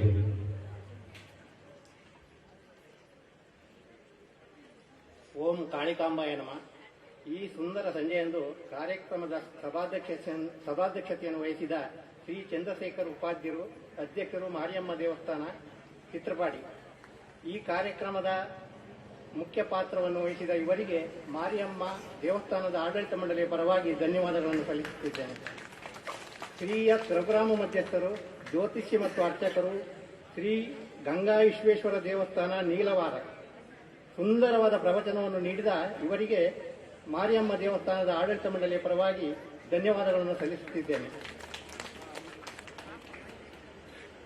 ಶ್ರೀಮತಿ ಸುಲತಾ ಹೆಗ್ಡೆಯವರು, ಅಧ್ಯಕ್ಷರು, ಪಟ್ಟಣ ಪಂಚಾಯತ್ ಶಾಲಿಗ್ರಾಮ, ಉಡುಪಿ ಜಿಲ್ಲೆ. ಇವರಿಗೂ ಸಹ ಮಾರಿಯಮ್ಮ ದೇವಸ್ಥಾನದ ಆಡಳಿತ ಮಂಡಳಿಯ ಪರವಾಗಿ ಧನ್ಯವಾದಗಳನ್ನು ಸಲ್ಲಿಸುತ್ತಿದ್ದೇನೆ. ಶ್ರೀ ಸುರೇಶ್ ತುಂಗರು, ನಿವೃತ್ತ ಸಹಾಯಕ ನಿರ್ದೇಶಕರು, ಪದವಿ ಪೂರ್ವ ಕಾಲೇಜ್, ಶಿಕ್ಷಣ ಇಲಾಖೆ, ಕರ್ನಾಟಕ ರಾಜ್ಯ. ನಮ್ಮೂರಿನವರಾದ ಇವರಿಗೆ ಮಾರಿಯಮ್ಮ ದೇವಸ್ಥಾನದ ಆಡಳಿತ ಮಂಡಳಿಯ ಪರವಾಗಿ ಧನ್ಯವಾದಗಳನ್ನು ಸಲ್ಲಿಸುತ್ತಿದ್ದೇನೆ. ಶ್ರೀ ಲಕ್ಷ್ಮೀನಾರಾಯಣ ಕಾರಂತರು, ಪ್ರಾಂಶುಪಾಲರು, ಎಂಜಿಎಂ ಕಾಲೇಜ್, ಉಡುಪಿ ಜಿಲ್ಲೆ. ಇವರಿಗೂ ಸಹ ಮಾರಿಯಮ್ಮ ದೇವಸ್ಥಾನದ ಆಡಳಿತ ಮಂಡಳಿಯ ಪರವಾಗಿ ಧನ್ಯವಾದಗಳನ್ನು ಸಲ್ಲಿಸುತ್ತಿದ್ದಾರೆ. ಶ್ರೀ ಜಯರಾಮ ಶೆಟ್ಟರು, ಉದ್ಯಮಿಗಳು, ಬೆಳಗಾವಿ. ಇವರಿಗೂ ಸಹ ಮಾರಿಯಮ್ಮ ದೇವಸ್ಥಾನದ ಆಡಳಿತ ಮಂಡಳಿಯ ಪರವಾಗಿ ಧನ್ಯವಾದಗಳನ್ನು ಸಲ್ಲಿಸುತ್ತಿದ್ದೇನೆ. ಶ್ರೀಮತಿ ಭೋಜಮ್ಮ, ಮಾಲೀಕ, ಶ್ರೀನಿಧಿ ಎಂಟರ್ಪ್ರೈಸಸ್, ಶಾಲಿಗ್ರಾಮ, ಉಡುಪಿ ಜಿಲ್ಲೆ. ಇವರಿಗೂ ಸಹ ಮಾರಿಯಮ್ಮ ದೇವಸ್ಥಾನದ ಆಡಳಿತ ಮಂಡಳಿಯ ಪರವಾಗಿ ಧನ್ಯವಾದಗಳನ್ನು ಸಲ್ಲಿಸುತ್ತಿದ್ದೇನೆ. ಶ್ರೀ ಕೆಜಿ ಸೂರ್ಯನಾರಾಯಣಮಯ್ಯ, ಚಿತ್ರಪಾಡಿ, ನಿವೃತ್ತ ಡಿಇ, ಬಿಎಸ್ಎನ್ಎಲ್, ಮಂಗಳೂರು. ಇವರಿಗೂ ಸಹ ಮಾರಿಯಮ್ಮ ದೇವಸ್ಥಾನದ ಆಡಳಿತ ಮಂಡಳಿಯ ಪರವಾಗಿ ಧನ್ಯವಾದಗಳನ್ನು ಸಲ್ಲಿಸುತ್ತಿದ್ದೇನೆ. ಶ್ರೀ ವಿಜೇಂದ್ರ ಕಾಮತರು, ಉದ್ಯಮಿಗಳು, ಚಿತ್ರಪಾಡಿ. ಇವರಿಗೂ ಸಹ ಮಾರಿಯಮ್ಮ ದೇವಸ್ಥಾನದ ಆಡಳಿತ ಮಂಡಳಿಯ ಪರವಾಗಿ ಧನ್ಯವಾದಗಳನ್ನು ಸಲ್ಲಿಸುತ್ತಿದ್ದೇನೆ. ಶ್ರೀ ಬಿ ಕೃಷ್ಣಮೂರ್ತಿ ಭಟ್, ಗೌರವಾಧ್ಯಕ್ಷರು, ಮಾರಿಯಮ್ಮ ದೇವಸ್ಥಾನ, ಚಿತ್ರಪಾಡಿ. ಇವರಿಗೂ ಸಹ ಮಾರಿಯಮ್ಮ ದೇವಸ್ಥಾನದ ಆಡಳಿತ ಮಂಡಳಿಯ ಪರವಾಗಿ ಧನ್ಯವಾದಗಳನ್ನು ಸಲ್ಲಿಸುತ್ತಿದ್ದೇನೆ. ಈ ಒಂದು ಕಾರ್ಯಕ್ರಮಕ್ಕೆ 2 ದಿನಗಳ ಸಹಕಾರವನ್ನು ಪ್ರತ್ಯಕ್ಷವಾಗಿ ಪರೋಕ್ಷವಾಗಿ ನೀಡಿರುವ ಎಲ್ಲ ಸಂಘ ಸಂಸ್ಥೆಗಳ ಪದಾಧಿಕಾರಿಗಳಿಗೂ, ಸದಸ್ಯರಿಗೂ ಹಾಗೂ ಎಲ್ಲ ಭಕ್ತಾಭಿಮಾನಿಗಳಿಗೂ ಮಾರಿಯಮ್ಮ ದೇವಸ್ಥಾನದ ಆಡಳಿತ ಮಂಡಳಿಯ ಪರವಾಗಿ ತುಂಬು ಹೃದಯದ ಧನ್ಯವಾದಗಳನ್ನು ಸಲ್ಲಿಸುತ್ತಿದ್ದೇನೆ. ಜೈ ಹಿಂದ್.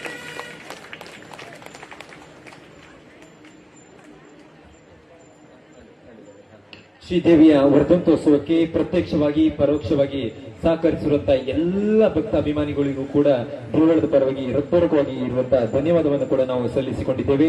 ಅದೇ ರೀತಿಯಲ್ಲಿ ದೇವಸ್ಥಾನದ ಅಧ್ಯಕ್ಷರ ಅನುಮತಿಯ ಮೇರೆಗೆ ಧಾರ್ಮಿಕ ಸಭೆಯನ್ನ ನಾವು ಈಗ ಮುಕ್ತಾಯಗೊಳಿಸ್ತಾ ಇದ್ದೇವೆ.